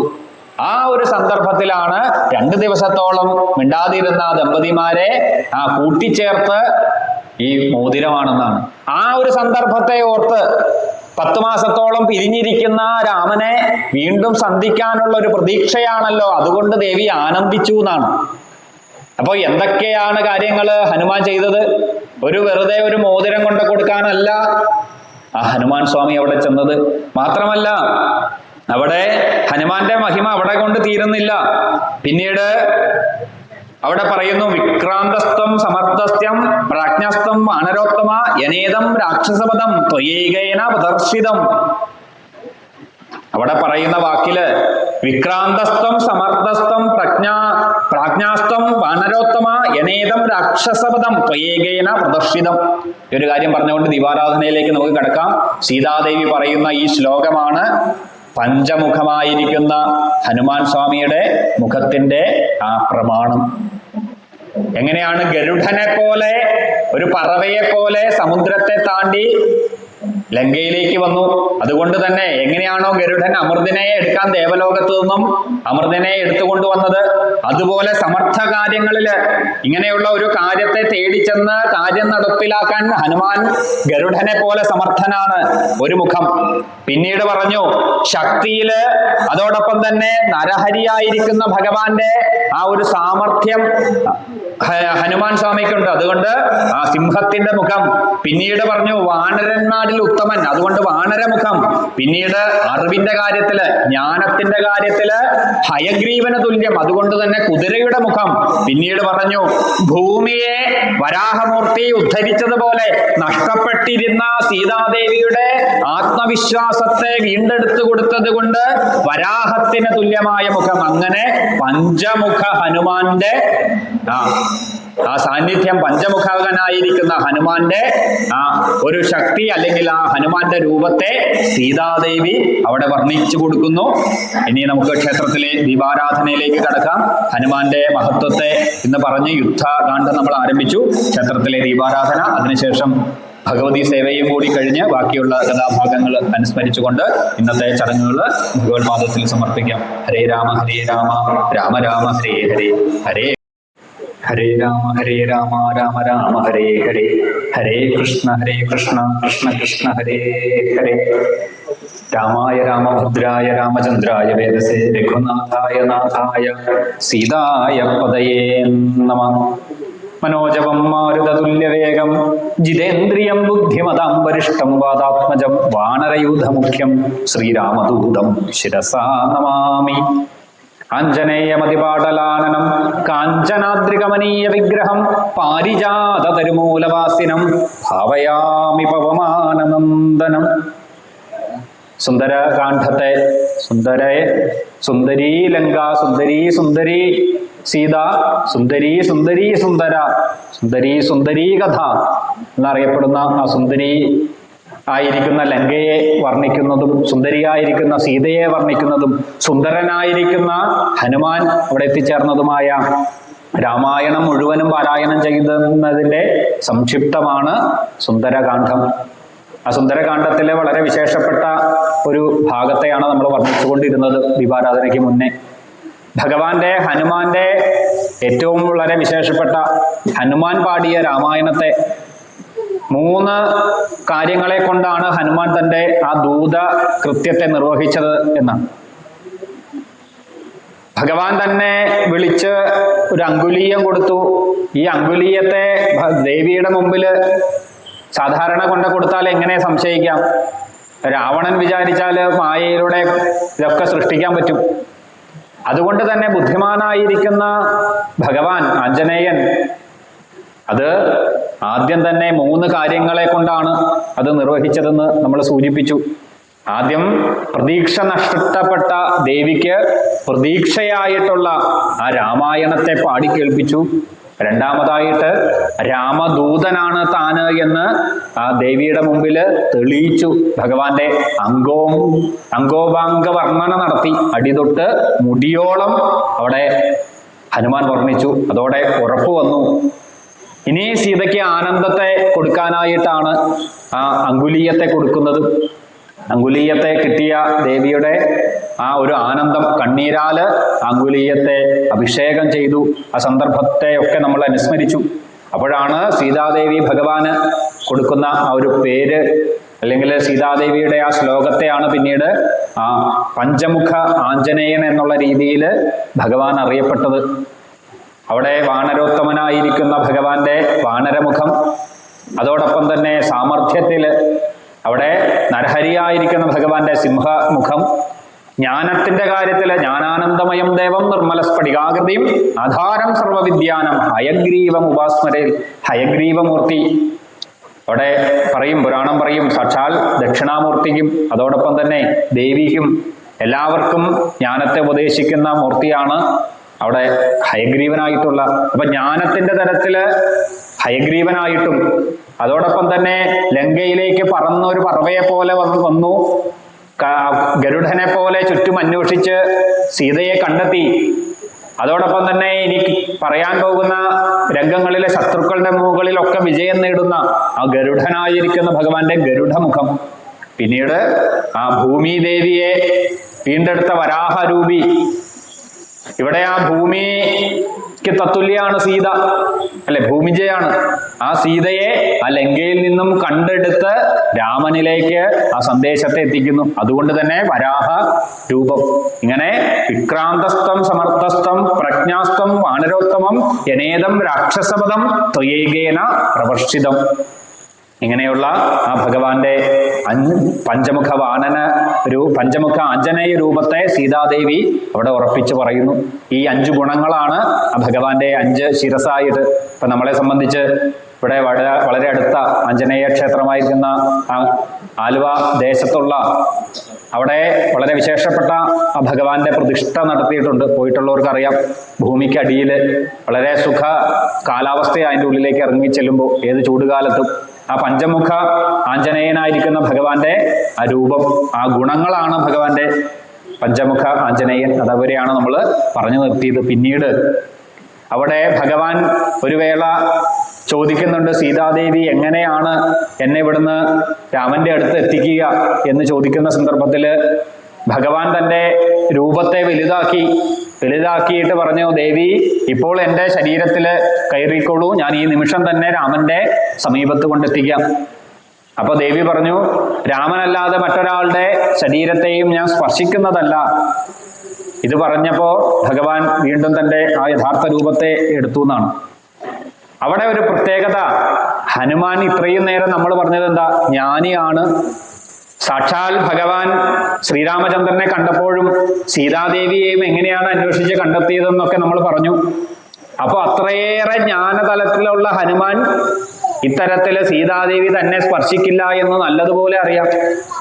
മാത്രമല്ല ഭഗവാൻ തൻ്റെ അങ്കുലീയത്തെ വച്ച് നീട്ടി എന്നാണ് പറഞ്ഞത്. ഇനി കുറച്ച് കഴിയുമ്പോൾ നമുക്ക് വേറൊരു കാര്യം കൂടി കേൾക്കാം. അപ്പോ ആ നീട്ടിയതിനെ ദേവി കൈകൊണ്ട് എടുത്തു, അല്ലാതെ കൊടുക്കലല്ല. നമ്മളതിന് സൂചിപ്പിച്ചു.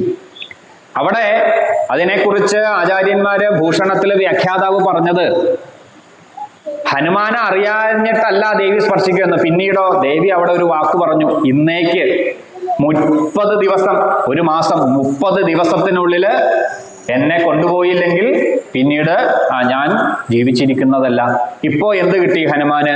ഒരു ഉറപ്പ് കിട്ടി. എന്ത്? 30 ദിവസം വരെ ദേവി മരണത്തെക്കുറിച്ച് ചിന്തിക്കില്ല എന്നുള്ള ഒരു ഉറപ്പ് ഹനുമാന് കിട്ടി.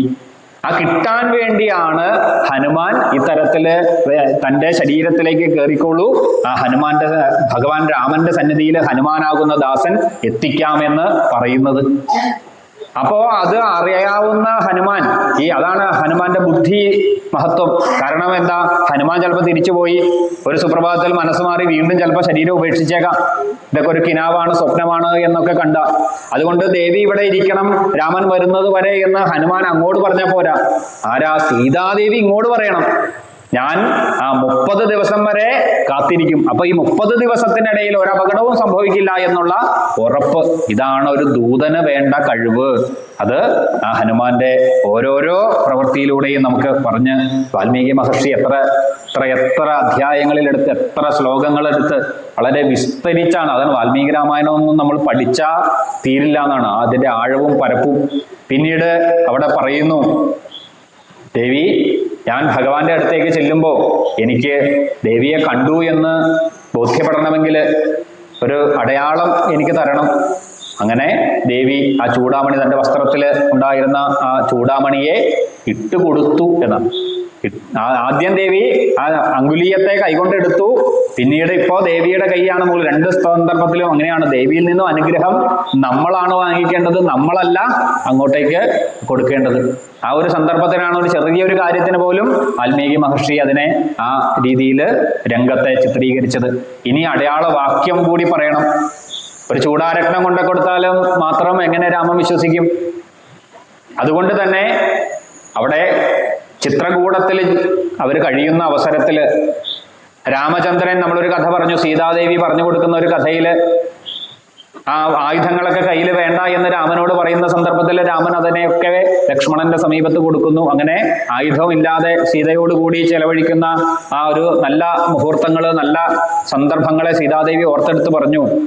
ഒരിക്കല് രാമൻ എൻ്റെ മടിയിൽ തല ചാച്ച് കിടക്കുന്ന സന്ദർഭത്തിൽ ഭഗവാന്റെ ആ നയനങ്ങളെ അവിടെ ഹനുമാൻ സ്വാമി വർണ്ണിച്ചത് അങ്ങനെയല്ലേ? കമല പത്രാക്ഷ എന്ന് തുടങ്ങുന്ന ഭഗവാന്റെ, പുണ്ടരീകാക്ഷനായിരിക്കുന്ന ഭഗവാന്റെ ആ കണ്ണുകളിലേക്ക് നോക്കിയിരുന്ന അതിലൂടെ ആനന്ദം അനുഭവിച്ചു കൊണ്ടിരുന്ന ദേവി, ഇത് ഈ രംഗത്തെ കണ്ടുകൊണ്ട് അവിടെ കാകാസുരൻ എന്നറിയപ്പെടുന്ന ദേവേന്ദ്രന്റെ പുത്രൻ ജയന്തൻ ഒരു കാക്കയുടെ രൂപത്തിൽ എത്തി. ഈ കിടപ്പ് കണ്ടപ്പോൾ ഒട്ടും സഹിച്ചില്ല എന്നാണ്. അതുകൊണ്ട് തന്നെ ദേവിയെ വന്ന് ശരീരത്തിലേക്ക് കുത്തി മുറിവേൽപ്പിച്ചു. ദേവിയുടെ ശരീരത്തിൽ നിന്നും രക്തം വാർന്നൊഴുകി അത് രാമന്റെ ശരീരത്തിൽ വന്ന് പതിക്കുന്ന സന്ദർഭത്തിൽ രാമൻ ഞെട്ടി ഉണരുന്നു. പെട്ടെന്ന് തന്നെ ഈ രംഗം കണ്ട് രാമൻ ക്രോധിതനായി തീർന്നു എന്നാണ്. ആയുധം തന്റെ കയ്യിലില്ല, ഒരു പുല്ല് ദർഭയെ കയ്യിലെടുത്തു, മന്ത്രപുരസരം അതിനെ ബ്രഹ്മാസ്ത്രമാക്കി മാറ്റി അതിനെ ഈ കാക്കയുടെ നേരെ പ്രയോഗിച്ചു എന്നാണ്. നമ്മൾ ആദ്യം തന്നെ പറഞ്ഞു, വിശ്വാമിത്രൻ പഠിപ്പിച്ചപ്പോ എന്താണ് അസ്ത്രവും ശസ്ത്രവും തമ്മിലുള്ള വ്യത്യാസം. ശസ്ത്രം എന്ന് പറഞ്ഞാൽ അമ്പും വില്ലും എന്നൊക്കെ പറയുന്ന ആയുധം. പക്ഷേ അസ്ത്രം എന്ന് പറഞ്ഞാൽ മന്ത്രം കൊണ്ട് ഏതൊരു വസ്തുവിനെയും അസ്ത്രമാക്കി മാറ്റുന്ന ഒരു വിദ്യയുണ്ട്. ആ വിദ്യ ഇവിടെ രാമൻ പ്രയോഗിച്ചു എന്നാണ്. ഐഷികം എന്ന് പറയുന്നതാണ് വിദ്യയുടെ പേര്, ഐഷിക വിദ്യ. ഏതൊരു വസ്തുവിനെയും, അതുകൊണ്ടാണ് നമ്മുടെ തമിഴിൽ നിന്നും വന്നത് വല്ലവന് പുല്ലുമായുധം എന്നും നമ്മൾ പഠിച്ചിട്ടുണ്ട്. ഇതൊക്കെ തമിഴിൽ നിന്ന് വന്നതാ. നമ്മളിന്ന് പറഞ്ഞു തമിഴ് ഭാഷയുടെ മഹത്വം. നമ്മൾ ഈ കേരളം രൂപീകരിച്ചതിന് ശേഷം മലയാള ഭാഷയൊക്കെ വന്നു, നമുക്ക് എന്തോ ഒരു ബുദ്ധിമുട്ട് പോലെയാണ്. നമ്മളൊക്കെ ഒരുമിച്ച് കിടന്നിരുന്ന സ്ഥലമാണ് ദ്രവിഡദേശം. ഒരു തരത്തിലും നമ്മൾ അതിർത്തിയിലൂടെ മാറ്റപ്പെടുന്നതല്ല. ആ വാക്കുകളെല്ലാം എഴുത്തച്ഛൻ അവിടെ നിന്നാണ് പോയി പഠിച്ച് വിദ്യാഭ്യാസം നേടിയത്. ഇപ്പോഴും പല പദങ്ങളും നമ്മൾ തന്നെ തമിഴ്നാട്ടിലൊക്കെ സംസാരിക്കുമ്പോൾ അറിയാം, പല പദങ്ങളും നമ്മൾ ഉപയോഗിക്കുന്ന പദങ്ങൾ തന്നെയാണ്. അവിടെ പറഞ്ഞു എങ്ങനെയാണ് രാമായണം ഹനുമാൻ പാടി കേൾപ്പിച്ചതെന്ന് പറഞ്ഞു, മധുര ഭാഷയിലാണെന്ന് പറഞ്ഞു. ആ മധുര ഭാഷയുടെ വ്യാഖ്യാനം എന്താണെന്ന് പറഞ്ഞു. അഗസ്ത്യ മഹർഷി തെക്ക് ദിക്കിലേക്ക് എത്തിച്ചേർന്നുകൊണ്ട് ഈ ദ്രാവിഡ ദേശത്തിന് മുഴുവൻ ജ്ഞാനത്തെ പകർന്നു കൊടുത്തതാണ്. അതില് അഗസ്ത്യ മഹർഷിയുടെ സംഭാവനയാണ് തമിഴ്. ആ എന്ന് പറയുന്ന അക്ഷരത്തിൽ തുടങ്ങി അഗസ്ത്യന്റെ ഇൻ എന്ന് പറയുന്ന അവസാനത്തിൽ അക്ഷരാവസാനം വരുന്ന എല്ലാ അക്ഷരമാലാക്രമവും അഗസ്ത്യനാണ് തമിഴിലേക്ക് കൊണ്ടുവന്നതെന്നാണ്. അപ്പൊ അവിടെ നിന്നും അതിനെ മുഴുവൻ പഠിച്ചെടുത്തു എന്നാണ്. ആ വനവാസകാലത്ത് അഗസ്ത്യാശ്രമത്തിലെ 10ാമത്തെ വർഷത്തിലാണ് അഗസ്ത്യ മുനിയെ കാണുന്നത്. പിന്നീട് ഒരു 3 വർഷം കൂടി ഉണ്ടായിരുന്നു. അങ്ങനെ ഇരിക്കുന്ന സന്ദർഭത്തിൽ ഭാഷയെ പഠിച്ചു. അതുകൊണ്ടാണ് സംസ്കൃതം പറഞ്ഞു കഴിഞ്ഞാൽ ഒരു വാനരൻ ഇരുന്ന് സംസ്കൃത ഭാഷയിലാണ് രാമായണം പറയുന്നതെങ്കിൽ രാവണനാണ് സംസ്കൃത പണ്ഡിതൻ. ദേവിക്ക് ബോധ്യപ്പെടും ഒരു വാനരൻ എങ്ങനെയാ സംസ്കൃതം പാടുക. അപ്പൊ അതുകൊണ്ടൊക്കെയാണ് നമ്മൾ അത് പറഞ്ഞു കഴിഞ്ഞതാണ്. ഹനുമാൻ ആ ബുദ്ധിയെ ഉപയോഗിച്ച് ആ ഭാഷയെ അവിടെ ഉപയോഗിച്ചു എന്ന്. അപ്പോ ഇവിടെ ആ കാകാസുരന് നേരെ ഈ അസ്ത്രത്തെ പ്രയോഗിച്ചു. ആ അസ്ത്രം നേരെ ആ കാക്കയെ പിന്തുടർന്നു. പേടിച്ചു പോയി ബ്രഹ്മാസ്ത്രം വരുന്നത് കണ്ട്. നേരെ അച്ഛനായിരിക്കുന്ന ദേവേന്ദ്രന്റെ അടുത്ത് ചെന്നു. ദേവേന്ദ്രൻ കൈമലർത്തി.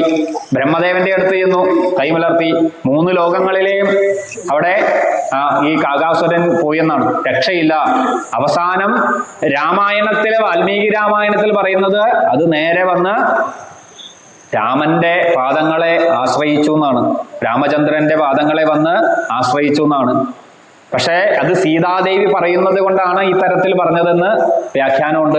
പത്മപുരാണത്തിൽ വ്യാസർ എഴുതിയത് സാക്ഷാൽ അമ്മയുടെ പാദങ്ങളെ തന്നെ ആശ്രയിച്ചു എന്നാണ്. പക്ഷെ ഇത് സീത പറയുന്നത് കൊണ്ട് എൻ്റെ പാദങ്ങളെ ആശ്രയിച്ചു എന്നുള്ള ശബ്ദം വരാതിരിക്കാനാണ് രാമന്റെ പാദങ്ങളെ ആശ്രയിച്ചു എന്ന് പറഞ്ഞത്. ഞാൻ പറയുമ്പോൾ എൻ്റെ പാദങ്ങളെ എൻ്റെ എന്നുള്ള ആ ഒരു ഭാവം വരാതിരിക്കാൻ വേണ്ടിയാണ്. അപ്പോ താൻ ചെയ്ത തെറ്റിന് ക്ഷമ പറയുന്നു. ആ ക്ഷമ പറയുന്ന സമയത്ത് ഭഗവാൻ ആ അസ്ത്രത്തെ പിൻവലിക്കുന്നു. ഇവിടെയാണ് വളരെ വിശേഷപ്പെട്ട ഒരു കാര്യങ്ങൾ, 1-2 കാര്യങ്ങളെ സൂചിപ്പിക്കുന്നുണ്ട്. ദേവി പറയാതെ പറയുന്നു. എന്ത്? ഒരു ചെറിയ നിമിഷം, 1 മിനിറ്റ് 2 മിനിറ്റിന്റെ ഇടയിൽ സംഭവിച്ച ഒരു കാര്യം. തൻ്റെ ശരീരത്തെ, മാംസത്തെ സ്വീകരിക്കാനായിട്ട് കാക്ക കൊത്തി. ഈ ശരീരത്തെ മുറിവേൽപ്പിച്ചപ്പോ ഏതാനും നിമിഷം കൊണ്ട് തന്നെ അതിന് ചെയ്തയാൾക്ക് ബ്രഹ്മാസ്ത്രത്തെ പ്രയോഗിച്ച രാമൻ 10 മാസമായിട്ടും എന്തുകൊണ്ട് ആ ബ്രഹ്മാസ്ത്രത്തെ പ്രയോഗിച്ച് എന്നെ രക്ഷപ്പെടുത്തിയില്ല എന്നുള്ളൊരു ചോദ്യം അതിൻ്റെ ഉള്ളിലുണ്ട്. ഇതൊക്കെയാണ് നമ്മൾ ഓരോ വാക്കും, അതാണ് വാൽമീകിയുടെ മഹത്വം. മധുരം മധുരാക്ഷരം. അപ്പൊ അതിൻ്റെ ഉള്ളിൽ അങ്ങനെ ഒരു ചോദ്യം ദേവി ഒളിപ്പിച്ചു വച്ചിരിക്കുന്നു. മറ്റൊരു കാര്യം, അവിടെ ഈ കാകാസുരനെ അഭയം കൊടുക്കുമ്പോൾ രാമൻ പറയുന്ന ഒരു കാര്യമുണ്ട്. പണ്ട് ഞങ്ങളുടെ വംശത്തിൽപ്പെട്ട, ഇക്ഷ്വാകുവിന്റെ വംശത്തിൽപ്പെട്ട ഇന്ദ്രവാഹനൻ എന്ന പേര് കേട്ട അദ്ദേഹത്തിന് കാകുൽസ്ഥൻ, അതുകൊണ്ട് പലപ്പോഴും അഭിസംബോധന ചെയ്യുന്നത് ആ ഒരു പേരില്ല രാമനെ പോലും. അദ്ദേഹത്തിന് 3 പേരുകൾ വന്നു എന്നാണ്. ദേവന്മാരോട് കൂടി യുദ്ധത്തിൽ പങ്കെടുത്ത് അസുരന്മാരെതിരെ പോരിടുന്ന സന്ദർഭത്തിൽ ഒരിക്കല് ദേവേന്ദ്രൻ തന്നെ അദ്ദേഹത്തിന് ഒരു വാഹനമായിട്ട് മാറിയെന്നാണ്. അപ്പൊ അന്ന് ഞങ്ങളുടെ വംശത്തിലുള്ള രാജാവിന്റെ വാഹനമായി മാറി ആ യുദ്ധത്തിന് വേണ്ട കാര്യങ്ങളെല്ലാം ചെയ്തതിന്റെ ഓർമ്മ ഭഗവാന് ഇപ്പോഴും ഉണ്ട്. അതുകൊണ്ട് തന്നെ ആ ദേവേന്ദ്രന്റെ പുത്രനായിരിക്കുന്ന ജയന്തനെ ഭഗവാൻ നിഗ്രഹിച്ചില്ല എന്ന് പറഞ്ഞു. പിന്നീട് മറ്റൊരു കാര്യം അവിടെ സൂചിപ്പിക്കുന്നത്, അങ്ങനെയുള്ള ഈ കാകാസുരൻ ശരീരത്തെ മുറിവേൽപ്പിച്ചതെങ്കിൽ ആ ശരീരത്തെ അത് കാമത്തോടു കൂടി ആശ്രയിച്ച ഈ രാവണനെ അങ്ങ് എന്താണ് ഇതുവരെ അതിനെ പ്രതിരോധിക്കാത്തത് എന്നുള്ള ആ ഒരു സന്ദർഭത്തെ അവിടെ സൂചിപ്പിക്കുന്നു. മാത്രമല്ല അവിടെ ആചാര്യന്മാർ പറഞ്ഞു കേൾക്കാറുള്ളത്, ഈ കാകാസുരൻ, ദേവിയെ മുറിവേൽപ്പിച്ച കാകാസുരന് ജീവൻ ഭിക്ഷയായിട്ട് കൊടുത്തു. എന്നാൽ ദേവിയുടെ കൂന്തലിനും രാവണനെ കണ്ടതോടെ ബോധം മറഞ്ഞു ദേവി എന്നാണ്. അപ്പോ കാർകൂന്തലില് മുടിയിലും പിടിച്ചു, അതോടൊപ്പം തന്നെ പാദങ്ങളെയും പിടിച്ചാണ്. എന്നാൽ ശരീരവുമായിട്ട് തൊട്ടില്ല എന്നാണ് രാവണൻ. അങ്ങനെ എടുത്തുയർത്തി അശോകവനിയിലേക്ക് കൊണ്ടുപോയി എന്നാണ്. ശരീരത്തിൽ സ്പർശിച്ചതായിട്ട് പറയുന്നില്ല. തലമുടിയിലും അതോടൊപ്പം തന്നെ പാദങ്ങളെയുമാണ് എടുത്തത് എന്നാണ് വ്യാഖ്യാനത്തിൽ പറയപ്പെടുന്നത്. അങ്ങനെയുള്ള രാവണനെ പിന്നീട് നമുക്ക് മറ്റന്നാൾ അറിയാം. ആ രാവണനെ വധിച്ച് ഭഗവാൻ സീതയെ വീണ്ടെടുക്കുന്നത്. അപ്പൊ ഇത്തരത്തില് ഒരു ചെറിയ കാര്യം ചെയ്തപ്പോഴും തൻ്റെ മുന്നിൽ വന്ന് ശരണാഗതി അടഞ്ഞത് കൊണ്ട് ആ ആൾക്ക് ഭഗവാൻ രക്ഷയെ കൊടുത്തു എന്നാണ്. ഇതാണ് ഭഗവാന്റെ അനുഗ്രഹം, ഓർമ്മ. നമ്മളും അത് തന്നെയാണ് പറഞ്ഞത്. ക്ഷേത്രത്തില് പ്രതിഷ്ഠ നടത്തുന്ന സമയത്ത് അന്ന് ഭഗവാനോട് നമ്മൾ എന്താണോ സത്യം ചെയ്തത് ആ വാക്ക് ദേവതയെ ഒരിക്കലും മറക്കില്ല എന്നാണ്.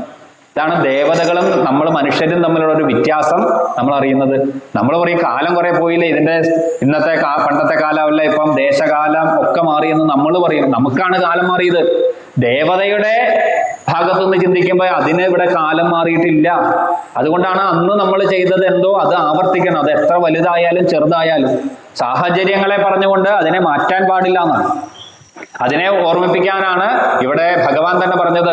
ഇക്ഷ്വാകുവിന്റെ വംശത്തിൽപ്പെട്ട ആള് അന്ന് അത് ചെയ്തതിന്റെ ഓർമ്മ, ഇന്ദ്രൻ ചെയ്ത ആ ഒരു നന്ദിയുടെ ഓർമ്മ ഇപ്പോഴും ഉണ്ട്. അതുകൊണ്ട് ഇന്ദ്രന്റെ പുത്രനെ വധിക്കുന്നില്ല എന്ന് പറഞ്ഞ് ഭഗവാൻ പിന്നീട് ആ ചൂടാമണി കൊടുക്കുന്നു. ഈ പറയുന്ന അടയാള വാക്യത്തെ പറഞ്ഞു കൊടുക്കുന്നു. പിന്നീട് ഭഗവാൻ അവിടെ ഹനുമാൻ തന്നെ തീരുമാനിക്കുന്നു, തൻ്റെ ഉദ്ദേശങ്ങളൊക്കെ നിർവഹിച്ചു കഴിഞ്ഞു. ഇനി വേണ്ടത് 1 മാസം സമയമാണ്. പ്രഭാതമായപ്പോൾ ഇതെല്ലാം കഴിഞ്ഞു. 1-ാം ദിവസം ആരംഭിച്ചു. കൗണ്ട് ഡൗൺ ആണ്, 30 ദിവസം. അതിനുള്ളിൽ വന്ന് ഇവിടെ യുദ്ധമൊക്കെ നടത്തി എല്ലാം സംഭവിക്കണം. അപ്പൊ അതിനു വേണ്ടിയിട്ട് ഹനുമാൻ രാവണനെ ഒന്ന് അറിയിക്കണം തന്റെ വരവ്. ഭഗവാൻ നേരെ ആ അശോകവനിയിൽ ചെന്നുകൊണ്ട് ഇരുമ്പ് ദണ്ട് കയ്യിൽ എന്തിക്കൊണ്ട് അവിടെ മുഴുവൻ പ്രഹരിച്ച് ആ ഉദ്യാനത്തെ നശിപ്പിച്ചു എന്നാണ്. അതുകൊണ്ടാണ് വാൽമീകി രാമായണത്തില് ഒരു സന്ദർഭത്തിലും ഭഗവാന്റെ ഒരു ആയുധത്തെക്കുറിച്ച് സൂചന തരാത്തത്. അത് ആചാര്യന്മാർ പറയുന്നത് പിന്നീട് വന്നതാണ്. മാത്രമല്ല അത് ഗദ എന്ന് പറയപ്പെടുന്നത് വായുവിനെ പ്രതിനിധീകരിക്കുന്നതാണ്. അത് തന്നെയാണ് ഭഗവാൻ വിഷ്ണുവിന്റെ ആയുധം ഗദയായിട്ട്, കൗമോദകി ഗദ. ഗദ എന്ന് പറഞ്ഞാൽ തന്നെ അതുപോലെ വായുപുത്രന്മാർക്കാണ് ഗദയുള്ളത്. നമുക്കറിയാം ഭീമൻ, അതോടൊപ്പം തന്നെ ഹനുമാൻ, ഭഗവാൻ. ഇങ്ങനെ വായുവിന്റെ ഒരു സഞ്ചാരമാണ്, അല്ലെങ്കിൽ വായുവിന്റെ പ്രാണന്റെ നിലനിൽപ്പ് വായുവിലാണ്. അതിനെ നിയന്ത്രിക്കാൻ തക്ക ശക്തിയുള്ള ഒരു അറിവിന് ആണ് എന്നൊക്കെ വേണമെങ്കിൽ സൂചിപ്പിക്കാം. എങ്ങനെയായാലും നമ്മളെ സംബന്ധിച്ച് ഭഗവാന്റെ രൂപം അങ്ങനെ കണ്ട് മനസ്സിൽ പതിഞ്ഞു. അത് തെറ്റാണ് എന്നല്ല പറഞ്ഞത്. നമ്മൾ തെറ്റും ശരിയും നോക്കാനല്ല പുരാണങ്ങൾ ചർച്ച ചെയ്യുക, അതിലെ ധർമ്മത്തെ ഉൾക്കൊള്ളാൻ വേണ്ടിയിട്ടാണ്. അങ്ങനെ ഇരുമ്പ് ദണ്ട് കൊണ്ട് ഉദ്യാനത്തെ തകർക്കുന്നു. അതറിഞ്ഞ് ആദ്യം 80,000 രാക്ഷസന്മാരെ അയക്കുന്നു, അവരെയൊക്കെ നിഗ്രഹിക്കുന്നു. പിന്നീട് നിരവധി മന്ത്രിയുടെ മക്കള്, ഇവരെയൊക്കെ രാവണൻ നിയോഗിക്കുന്നു ഈ കുരങ്ങനെ ബന്ധിക്കാനായിട്ട്. അവരെല്ലാം പരാജയപ്പെട്ടു. അവരൊക്കെ കാലപുരിയിലേക്ക് പോയി. പിന്നീട് അക്ഷകുമാരൻ, ആ രാവണന്റെ പുത്രനായിരിക്കുന്ന അക്ഷകുമാരനെ ഹനുമാൻ വധിക്കുന്നു. അതുകൂടി കഴിഞ്ഞപ്പോൾ പിന്നെ ഇന്ദ്രജിത്തിന്റെ നേതൃത്വത്തിൽ എല്ലാവരും കൂടി യുദ്ധത്തിന് പുറപ്പെട്ടു. രാവണനെ പുത്രനായിരിക്കുന്ന രാവണി ഇന്ദ്രജിത്ത് ബ്രഹ്മാസ്ത്രത്തെ പ്രയോഗിക്കുന്നു. ബ്രഹ്മാസ്ത്രത്തിന്റെ മുമ്പിൽ ഹനുമാൻ തൊഴുകൈകളോടുകൂടി അതിനെ സ്വീകരിക്കുന്നു. പണ്ട് ബ്രഹ്മദേവൻ തന്നെ കൊടുത്ത ഒരു അനുഗ്രഹം എന്നാണ് പറയപ്പെടുന്നത്. ഒരു മുഹൂർത്തം മാത്രം ഈ ബ്രഹ്മാസ്ത്രത്തില് ഹനുമാൻ ബന്ധിതനായിരിക്കും. അതിൽ കൂടുതൽ ബന്ധനസ്ഥന ആകാൻ ഹനുമാന് സാധിക്കില്ല, അല്ലെങ്കിൽ ഹനുമാൻ ആ ബന്ധനത്തിൽ നിന്നും മോചിതനാകുമെന്നാണ്. അങ്ങനെ ആ ബ്രഹ്മാസ്ത്രത്തെ സ്വീകരിച്ചുകൊണ്ട് രാവണ സന്നിധിയിൽ ഭഗവാൻ എത്തിച്ചേരുന്നു. അവിടെ എത്തിച്ചേർന്നുകൊണ്ട് രാവണന് ഹനുമാൻ അവിടെ ഉപദേശം ആരംഭിക്കുന്നത് തന്നെ പറയുന്നത് ആരാണ് എന്ന് ചോദിക്കുന്നതിന് മറുപടി പറയുന്നത് രാമസ്യ ദൂതൻ, രാമദാസസ്യ ദൂതൻ എന്നാണ് സീതയോട് പറഞ്ഞതെങ്കിൽ ഇവിടെ പറഞ്ഞത് രാമദൂതസ്യ ദാസ്യാന്ന്. ഈ ചെറിയൊരു മാറ്റത്തിൽ പോലും വ്യാഖ്യാനങ്ങൾ പറയപ്പെടുന്നു. രാമദാസസ്യ ദൂതൻ എന്ന് സീതയോട് പറഞ്ഞു. സീതയെ ദർശിച്ചു കഴിഞ്ഞ് രാവണനെ ദർശിക്കാൻ നേരത്ത് പറഞ്ഞു രാമദൂതസ്യ ദാസ്യാന്ന്. അത് ഈ ദേവിയെ കണ്ടുമുട്ടി കഴിയുമ്പോഴാണ് ശരിക്കും അതിന്റെ തത്വാർത്ഥം ഇതാണ്. സാക്ഷാൽ അമ്മയെ ഉണ്ടെങ്കിലാണ് അച്ഛനിലേക്ക് എത്തിച്ചേരാൻ പറ്റൂ. ഏറ്റവും ലളിതമായി പറഞ്ഞാൽ നമ്മളൊക്കെ പഠിച്ചിട്ടുണ്ടല്ലോ, അമ്മയിലൂടെയാണ് അച്ഛനിലേക്ക് എത്തിച്ചേരാൻ പറ്റൂ, പ്രകൃതിയിലൂടെയാണ് പുരുഷനിലേക്ക് എത്തിച്ചേരാൻ പറ്റൂ. ഇതാണ് സുന്ദരകാന്ഡത്തിന്റെ തത്വം തന്നെ. പരമാത്മാവിലേക്ക് എത്തിച്ചേരാൻ ജീവാത്മാവിലെ ഒരു ഗുരുനാഥൻ, ആചാര്യൻ വിചാരിക്കണം. ആ ആചാര്യന് എന്തൊക്കെ വേണം അതാണ് അവിടെ ത്രിജട പറഞ്ഞ ശ്ലോകത്തിൽ പറഞ്ഞത്. ആ ആചാര്യന് ആ അറിവും വേണം, അനുഷ്ഠാനവും വേണം എന്നാണ്. അങ്ങനെ ഉണ്ടെങ്കിലുള്ള ഒരു ഗുരുനാഥന്റെ കൂടെ അനുഗ്രഹത്തോടു കൂടി വൈകുണ്ഠത്തിൽ എത്തിച്ചേരാം. ഇത് തന്നെ ഭാഗവതത്തിലും മഹാത്മ്യത്തിലും പറയുന്നത് അങ്ങനെയാണ്. ഒരു ഉത്തമ ഗുരുനാഥൻ ഉണ്ടെങ്കിൽ ആ പരമപദത്തിലേക്ക് എത്തിച്ചേരാൻ സാധ്യമാകും. അപ്പോ ആ തരത്തില് ദേവിയുടെ അനുഗ്രഹം കിട്ടിയപ്പോ അവിടെ ഹനുമാന് അത് പറയുന്നത് രാമദൂതസ്യ ദാസ്യ എന്ന് പറഞ്ഞ് പരിചയപ്പെടുത്തുന്നു. ചെയ്യുന്ന തെറ്റിനെയൊക്കെ എണ്ണി എണ്ണി പറയുന്നു. മണ്ഡോദരിയെ പോലെ സീതയ്ക്ക് സമയായിരിക്കുന്ന ഒരു പത്നി ഉണ്ടായിട്ടും മറ്റ് പത്നിമാരെയൊക്കെ ആഗ്രഹിച്ച് മോഹിച്ചു പോകുന്ന രാവണ, നീ ചെയ്യുന്നത് ശരിയല്ല. പല പല സന്ദർഭങ്ങളും പല പല ഉദാഹരണങ്ങളെയൊക്കെ എടുത്തു പറഞ്ഞുകൊണ്ട് രാവണനെ ഉപദേശമൊക്കെ കൊടുക്കുന്നു. പക്ഷേ ഉപദേശമൊന്നും കേൾക്കാൻ തയ്യാറായില്ല. ഇവനെ വധിക്കാനായിട്ട് രാവണൻ കൽപ്പന കൊടുക്കുന്നു. ആ സന്ദർഭത്തില് വിഭീഷണൻ അവിടെ എത്തിച്ചേർന്ന് ധർമ്മശാസ്ത്രത്തെ പറയുന്നു, ദൂതനെ വധിക്കാൻ പാടില്ല, വിരൂപനാക്കി മാറ്റാം. ഇപ്പൊ ഒരു വാനരനായതുകൊണ്ട് തന്നെ അവനെ എങ്ങനെ വിരൂപനാക്കും? അവന്റെ വാലില് തന്നെ അഗ്നി കൊടുത്ത് വാലിനെ വിരൂപമാക്കി വിടാം. അങ്ങനെ വാലില് അഗ്നി ജ്വലിപ്പിക്കുന്നു. ഈ സമയത്ത് വാൽമീകി രാമായണത്തിൽ പറയുന്നു, വിവരം ദേവിയുടെ മുന്നിൽ എത്തുന്നു. ദേവിയോട് രാക്ഷസ സ്ത്രീകളൊക്കെ ചെന്ന് പറഞ്ഞു, ഇങ്ങനെ ഒരു കുരങ്ങൻ വന്നു, ഉപദ്രവങ്ങളൊക്കെ ചെയ്തു. കുരങ്ങനെ നമ്മുടെ രാജാവ് വെറുതെ വിടുവോ? നല്ല ശിക്ഷയൊക്കെ കൊടുത്തു. ഇപ്പൊ അഗ്നി കൊളുത്തി. ഇത് കേട്ട നിമിഷം ദേവി ഭയപ്പെട്ടു.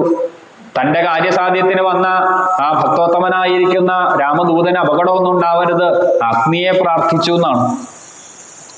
അഗ്നിയെ പ്രാർത്ഥിക്കുന്ന ഒരു വളരെ മനോഹരമായ ശ്ലോകം ആ സമയത്ത് വാൽമീകി രാമായണത്തിൽ സൂചിപ്പിക്കുന്നുണ്ട്. പാവകനായിരിക്കുന്ന ഭഗവാനെ യാതൊരു തരത്തിലുള്ള ആപത്തുണ്ടാകരുതേ, പതിവ്രതാധർമ്മം ഭംഗിയായിട്ടും അനുഷ്ഠിച്ചിട്ടുണ്ടെങ്കിൽ ഒരു നിമിഷത്തിൽ പോലും, ഒരു ചിന്തയെ പോലും രാമനല്ലാതെ മറ്റൊരാളെ ഞാൻ ചിന്തിച്ചിട്ടില്ല, അത് സത്യമാണെങ്കിൽ ഈ അഗ്നി കൊണ്ട് ആ രാമദൂതന് അപകടമൊന്നും ഉണ്ടാകരുത് എന്ന പതിവ്രതയായിരിക്കുന്ന സീതയുടെ ആ വാക്കിനെ സ്വീകരിച്ചുകൊണ്ട് അഗ്നിദേവൻ ആ ഹനുമാന് യാതൊരു അപകടം ഉണ്ടാക്കിയില്ല എന്നാണ്.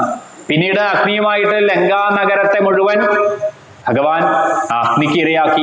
പിന്നീട് സീതാദേവിയെ ഒരിക്കൽ കൂടി കണ്ട് പറഞ്ഞു, ഒന്നുകൂടി ഉറപ്പിച്ചു, 30 ദിവസം, 1-ാം ദിവസം ആയി, 30 ദിവസത്തിനുള്ളിൽ രാമൻ വരും നിശ്ചയമായിട്ടും, അതുവരെ ദേവി കാത്തിരിക്കുക എന്ന് പറഞ്ഞ് ഹനുമാൻ അവിടെ നിന്നും മാഹേന്ദ്രഗിരിയെ ലക്ഷ്യമാക്കി ഉയർന്ന് എത്തിച്ചേർന്നു എന്നാണ്. മൈനാക പർവ്വതത്തെ പോരുന്ന വഴിയും സ്പർശിച്ചു, അനുഗ്രഹിച്ചു.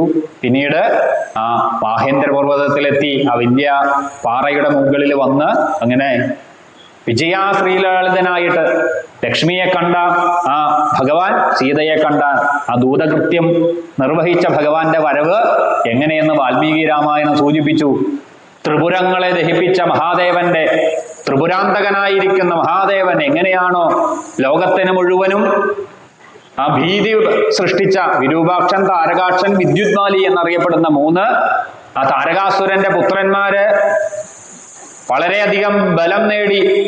ആ ബലം നേടിയത് 3 കോട്ടകൾ, സ്വർണം കൊണ്ടും വെള്ളി കൊണ്ടും അതോടൊപ്പം തന്നെ ഇരുമ്പ് കൊണ്ടുമുള്ള 3 ഗോളങ്ങള്, 3 പുരങ്ങളെ ഉണ്ടാക്കി. 3 പുരങ്ങളും ഒരേ സമയം, ഒരേ മുഹൂർത്തത്തിൽ ഒരുമിക്കുന്ന സമയം മാത്രം നാശം. ഇത് സഹസ്ര യുഗങ്ങൾക്കിടയിൽ മാത്രമേ സംഭവിക്കൂ. ഒരു നിമിഷത്തിന്റെ വളരെ ചെറിയ ഒരു സമയം മാത്രമേ അതിന് ലഭ്യമാകൂ. ഇതിനെ എങ്ങനെ ഇല്ലാതാക്കണം? സാക്ഷാൽ മഹാദേവനാകുന്ന, സ്ഥാണുവായിരിക്കുന്ന മഹാദേവൻ. അതുകൊണ്ടാണ് മഹാദേവന് ആ പേര് തന്നെ വന്നത്, സ്ഥിരനായിരിക്കുന്ന ആള്. മഹാവിഷ്ണു എങ്ങനെയാണ്? ഓം വിശ്വസ്മയി നമഃ, എല്ലായിടത്തേക്കും തന്റെ ചൈതന്യത്തെ വ്യാപിപ്പിച്ചവൻ വിഷ്ണു. മഹാദേവനോ എല്ലാ ചൈതന്യങ്ങളെയും തൻ്റെ ഉള്ളിലേക്ക് സംഹരിക്കുന്നു. എന്താ വാക്കിന്റെ അർത്ഥം? സംഹരിക്കുക, 3-1 സംഹരിക്കുക, അല്ലേ? അപ്പൊ എല്ലാത്തിനെയും, ഈ പ്രപഞ്ചം മുഴുവൻ നിൽക്കുന്ന ശക്തിയെ തൻ്റെ ഉള്ളിലേക്ക് സ്വീകരിക്കുന്നു മഹാദേവൻ. ഭഗവാൻ വിഷ്ണു തൻ്റെ ഉള്ളിലുള്ള ആ പരമമായിരിക്കുന്ന ചൈതന്യത്തെ എല്ലായിടത്തേക്കും വ്യാപിപ്പിക്കുന്നു. വ്യാപനശീലം വിഷ്ണു. അതോടൊപ്പം അതുകൊണ്ട് തന്നെ പുരഹരൻ, മുരഹരൻ എന്ന് ഭഗവാന് ഈ 2 ദേവതകൾക്കും പറയുന്നത്. അങ്ങനെയുള്ള ആ മഹാദേവന് മാത്രമേ ഇത് സാധ്യമാകൂ. ദേവതകളുടെ പ്രാർത്ഥന പ്രകാരം അതിനൊരു മുഹൂർത്തത്തേക്ക് കുറിച്ചു. ഇന്ന സമയത്ത് മഹാദേവൻ പറയുന്നുണ്ട് ശിവപുരാണത്തിൽ വിസ്തരിച്ച്, ഇന്ന സമയത്താണ് ത്രിപുരങ്ങൾ ഒരുമിച്ച് വരുന്ന ആ സന്ദർഭം. ആ സന്ദർഭത്തിന് വേണ്ടി മഹാദേവൻ അനേകായിരം കാലം തപസ് ചെയ്തു എന്നാണ്.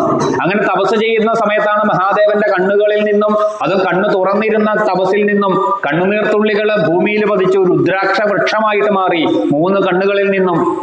അതുകൊണ്ട് 3 തരത്തിലുള്ള രുദ്രാക്ഷങ്ങൾ ഉണ്ടായി എന്ന് ശിവപുരാണത്തിൽ സൂചിപ്പിക്കും. അങ്ങനെയുള്ള മഹാദേവൻ പിന്നീട് ആ മുഹൂർത്ത സമയമായപ്പോൾ ദേവതകൾക്കൊക്കെ നിർദ്ദേശം കൊടുത്തു. ബ്രഹ്മദേവൻ അവിടെ വാഹനമായിട്ട് മാറി. ഇതേ സന്ദർഭം മഹാഭാരതത്തില് കൗരവരിലെ പ്രധാനിയായ ദുര്യോധനൻ പറയുന്നുണ്ട്, കർണന്റെ തേരാളിയാവാൻ അവിടെ ആ മാദ്രിയുടെ, നകുല സഹദേവന്മാരുടെ മാതുലനായിരിക്കുന്ന ആ രാജാവ് തയ്യാറാകാതിരിക്കുമ്പോൾ അവിടെ പറയുന്നു, പണ്ട് ത്രിപുരാന്ത ദഹനത്തിന് സാക്ഷാൽ ബ്രഹ്മദേവൻ പോലും വാഹനമായി മാറി, പിന്നെയാണ് സാരഥിയാകാൻ അങ്ങേക്ക് ബുദ്ധിമുട്ട് എന്ന് അവിടെ സൂചിപ്പിക്കുന്നുണ്ട്. അപ്പൊ ഇങ്ങനെ ഓരോ കഥ പല സന്ദർഭങ്ങളായിട്ട് പുരാണങ്ങളിൽ വരുന്നു. ഇങ്ങനെ ത്രിപുരങ്ങളെ ഇല്ലാതാക്കാൻ ബ്രഹ്മദേവൻ വാഹനമായിട്ടും അതോടൊപ്പം തന്നെ സൂര്യചന്ദ്രന്മാരൊക്കെ അതിന്റെ വീലുകളായിട്ടും അല്ലെങ്കിൽ അതിന്റെ രഥചക്രങ്ങളായിട്ടും മാറി സാക്ഷാൽ മഹാവിഷ്ണു തന്നെ അതില് ആ അസ്ത്രമായിട്ട് മാറിയെന്നാണ്. ആ അസ്ത്രത്തിന്റെ അറ്റത്ത് ഭഗവാന്റെ സുദർശന ചക്രം വന്നു എന്നാണ്. അതിന്റെ പുറഭാഗം, അസ്ത്രത്തിന്റെ പുറകില് വായുദേവനും വന്ന് നിന്നു എന്നാണ്. ആ വില്ലിന്റെ ഞാണായിട്ട് മാറിയത് വാസുകിയാണെന്നാണ്. ഇങ്ങനെ ഓരോ ത്രിപുരാന്തകനായിരിക്കുന്ന മഹാദേവന്റെ ചരിതം അത് വിസ്തരിച്ച് തന്നെ പറയുന്നത്. ഏതായാലും ആ ഒരു പ്രത്യേക മുഹൂർത്തത്തില് ഒരേ വേഗത്തില് സഞ്ചരിക്കുന്ന ആ രഥത്തില് ഏറിക്കൊണ്ട് ഭഗവാൻ വളരെ സൂക്ഷ്മമായിട്ട് ആ കൃത്യതയോടുകൂടി ആ ത്രിപുരങ്ങളെ ദഹിപ്പിച്ചു. അതുകൊണ്ട് ത്രിപുരാന്തകൻ ലോകത്തിന് മുഴുവൻ മംഗളത്തെ കൊടുത്തു. അത് നടത്തിയതാണ്. ഒരു പ്രത്യേക പുണ്യ ദിവസമാണ് നമ്മളൊക്കെ ആഘോഷിക്കുന്ന ആ ദീപാവലി എന്നറിയപ്പെടുന്ന ദിനം. പല പല സന്ദർഭങ്ങളുണ്ട്. ഇപ്പൊ പൈങ്കുനി ഉത്രം നമ്മൾ പറഞ്ഞു, രാമസീത വിവാഹം നടന്ന ദിനമാണ്. അതുപോലെ ഈ ത്രിപുരാന്തകനായിരിക്കുന്ന ഭഗവാൻ ത്രിപുരങ്ങളെ വിജയിച്ച ദിവസമാണ് ഈ പറയുന്ന വിശേഷപ്പെട്ട ദീപാവലി എന്ന് ആഘോഷിക്കപ്പെടുന്ന ദിനം. അതോടൊപ്പം തന്നെ ആ ത്രിപുരാന്തകനായിരിക്കുന്ന മഹാദേവൻ എങ്ങനെയാണോ വിജയിച്ചത് അതിന് തത്തുല്യമായിട്ട് ഇപ്പോ ഹനുമാൻ ഇതേപോലെ ലങ്കാനഗരത്തെ അഗ്നിക്ക് ഇരയാക്കി തന്റെ കാര്യങ്ങളിൽ വിജയിച്ച് എത്തിച്ചേർന്നു എന്ന് ആലങ്കാരികമായിട്ട് അവിടെ വാൽമീകി സൂചിപ്പിക്കുന്നുണ്ട്. പിന്നീട് കവിവരന്മാരെയൊക്കെ കൂട്ടിക്കൊണ്ട് അവിടെ ആദ്യം തന്നെ വളരെ വിശേഷപ്പെട്ട മധുവനത്തിലേക്ക് ചെന്ന് ഇത്രയും നാളത്തെ ക്ഷീണവും വിശപ്പും കാര്യങ്ങളും ഒക്കെ മാറ്റിക്കൊണ്ട് പിന്നീട് രാമസന്നിധിയിലേക്ക് എത്തിച്ചേരുന്നതും ആ രാമസന്നിധിയിൽ എത്തിച്ചേർന്നുകൊണ്ട് ആ ഭഗവാൻ ആ ഹനുമാൻ സ്വാമിയെ ആലിംഗനം ചെയ്യുന്ന ഒരു രംഗം നമ്മളൊക്കെ മനസ്സിലൊന്ന് ചിന്തിക്കുക. അങ്ങനെയുള്ള ഭക്തോത്തമനായിരിക്കുന്ന ഭഗവാൻ, നമ്മൾ ഇന്ന് കഴിഞ്ഞ ദിവസവും പറഞ്ഞു, ഒരു വേളയിൽ ഹനുമാനെ അടുത്ത് വിളിച്ചിട്ട് ഭഗവാൻ ചോദിക്കും, അല്ലയോ ആ ഹനുമാനായിരിക്കുന്ന ആഞ്ജനേയനായിരിക്കുന്ന ഹനുമാനെ, സത്യത്തില് അങ്ങ് എൻ്റെ ആരാണ് എന്ന് ചോദിക്കുന്ന ഒരു ചോദ്യം വളരെ പ്രസക്തമായ ഒരു ചോദ്യമാണ്. ആ ചോദ്യത്തിന് ഹനുമാൻ സ്വാമി പറയുന്ന മറുപടി, ഭഗവാനെ, അങ്ങ് കൗസല്യയുടെയും ദശരഥന്റെയും പുത്രനായിരിക്കുന്ന ഈ ശരീരത്തിൽ നിൽക്കുന്ന രാമനോ ആണ് എന്നോട് ഈ ചോദ്യം ചോദിച്ചെങ്കിൽ അങ്ങയുടെ ദാസനായിരിക്കുന്ന ആളാണ് ഈ ഹനുമാൻ. ഇനി അതല്ല, അങ്ങ് പരമാത്മാവായിട്ടാണ് ഈ ചോദ്യം ചോദിച്ചതെങ്കിൽ ആ പരമാത്മാവിന്റെ ജീവാത്മാവാണ് ഞാൻ. പിന്നീട് പറയുന്നു, ഇനി അതല്ല, മൂന്നാമതായിട്ട് അങ്ങ് ബ്രഹ്മമായിട്ടാണ് ഈ ചോദ്യം ചോദിച്ചതെങ്കിൽ ഭഗവാനെ, ഞാനും അങ്ങും തമ്മില് യാതൊരു വ്യത്യാസവുമില്ല. ഇത് ഊട്ടി ഉറപ്പിക്കാനായിട്ട് മറ്റൊരു കഥ കൂടി പറയും. രാമമാഹാത്മ്യം, രാമനാമത്തിന്റെ മാഹാത്മ്യം പറയാനായിട്ട് ഭഗവാനും ശ്രീരാമചന്ദ്രനും ഹനുമാനും തമ്മിൽ ഒരു യുദ്ധം ഉണ്ടാകുന്ന സന്ദർഭമുണ്ട്. രാമരാജ്യത്തില് ഒരിക്കല് ഒരു തെറ്റ് ചെയ്ത രാജാവിനെ ശിക്ഷിക്കേണ്ടതായിട്ട് വന്നു. വിചാരണയൊക്കെ കഴിഞ്ഞു, ശിക്ഷാവിധി പുറപ്പെടുവിച്ചു, ശിക്ഷിച്ചേ പറ്റൂ.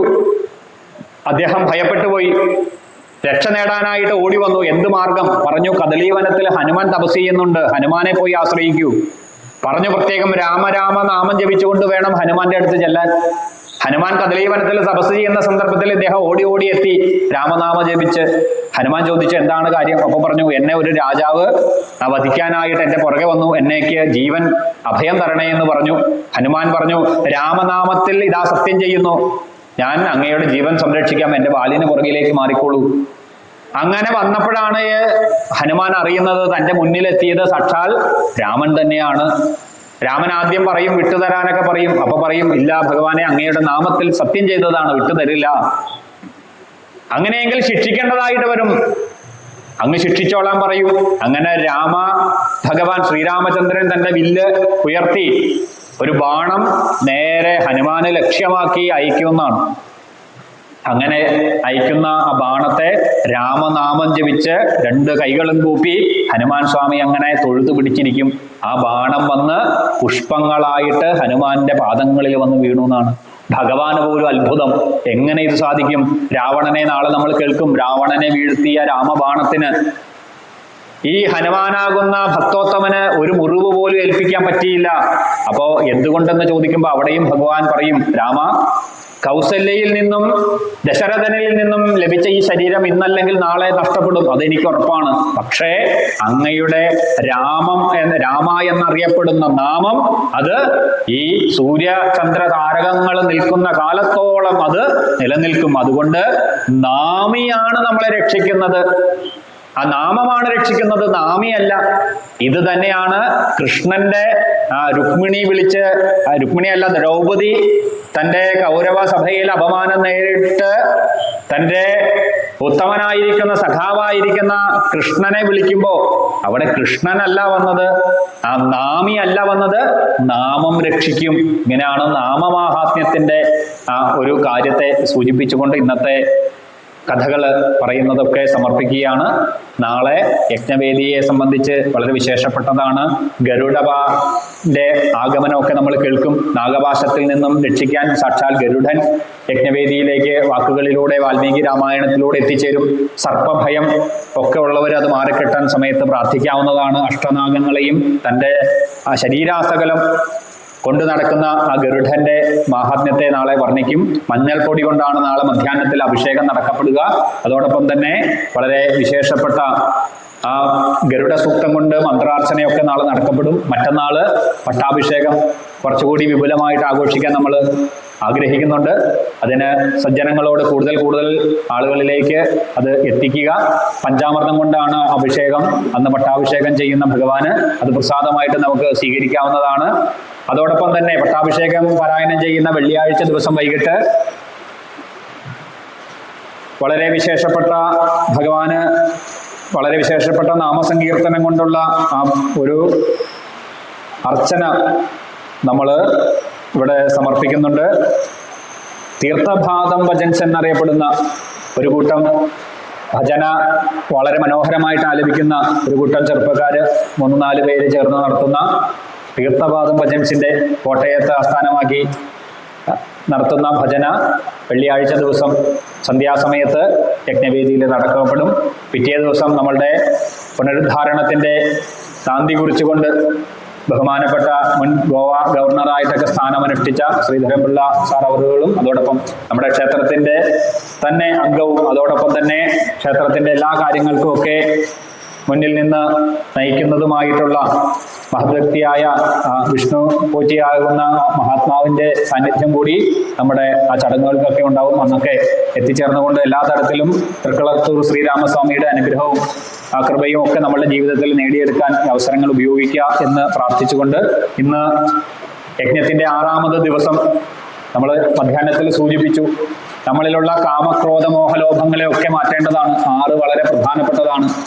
ജ്യോതിഷത്തിൽ പറയുമ്പോൾ അത് രോഗസ്ഥാനം ശത്രുസ്ഥാനം ഒക്കെയാണ്. രോഗവും ശത്രുക്കളൊക്കെ ഉണ്ടാകുന്നത് മനസ്സിന്റെ കാമക്രോധ മോഹലോഭങ്ങളാലാണ്. അതുകൊണ്ട് ഈ 6ാമത്തെ ദിനം ഇതൊക്കെ നമ്മളിൽ നിന്ന് മാറ്റി നമുക്ക് എല്ലാ തരത്തിലുമുള്ള ശ്രേയസ്സും ശ്രീരാമചന്ദ്രസ്വാമി തൃക്കളത്തൂർ വാഴുന്ന ഖരവധത്തെ നിഗ്രഹിച്ച് ആ സന്നിധത്തോടു കൂടിയിരിക്കുന്ന ഭഗവാൻ നമ്മളിൽ ഓരോരുത്തരിലേക്കും അനുഗ്രഹം തരട്ടെ എന്ന് പറഞ്ഞ് ഇന്ന് എത്തിച്ചേർന്ന എല്ലാവരെയും ശ്രീരാമചന്ദ്രസ്വാമിയായിട്ട് തന്നെ കണ്ട് അവരുടെ പാദങ്ങളെ നമസ്കരിച്ചുകൊണ്ട് 6ാമത് ദിനത്തെ രാവിലെ മുതലുള്ള എല്ലാ ചടങ്ങുകളും തൃക്കളത്തൂർ ശ്രീരാമസ്വാമിയുടെ പാദങ്ങളിലേക്ക് സമർപ്പിക്കുന്നു. നാരായണാഖില ഗുരോ ഭഗവാൻ നമസ്തേ. കായേന വാചാ മനസേന്ദ്രിയർവാ ബുദ്ധ്യാത്മനാഭാവൃതേ സ്വഭാവാൻ കരോമി യദ്യത് സകലം പരസ്മൈ നാരായണായേതി സമർപ്പയാമി. പൂർണ്ണമദം പൂർണ്ണമിദം പൂർണ്ണാൽ പൂർണ്ണമുദച്യതേ പൂർണ്ണസ്യ പൂർണ്ണമാദായ പൂർണ്ണമേവാവശിഷ്യതേ.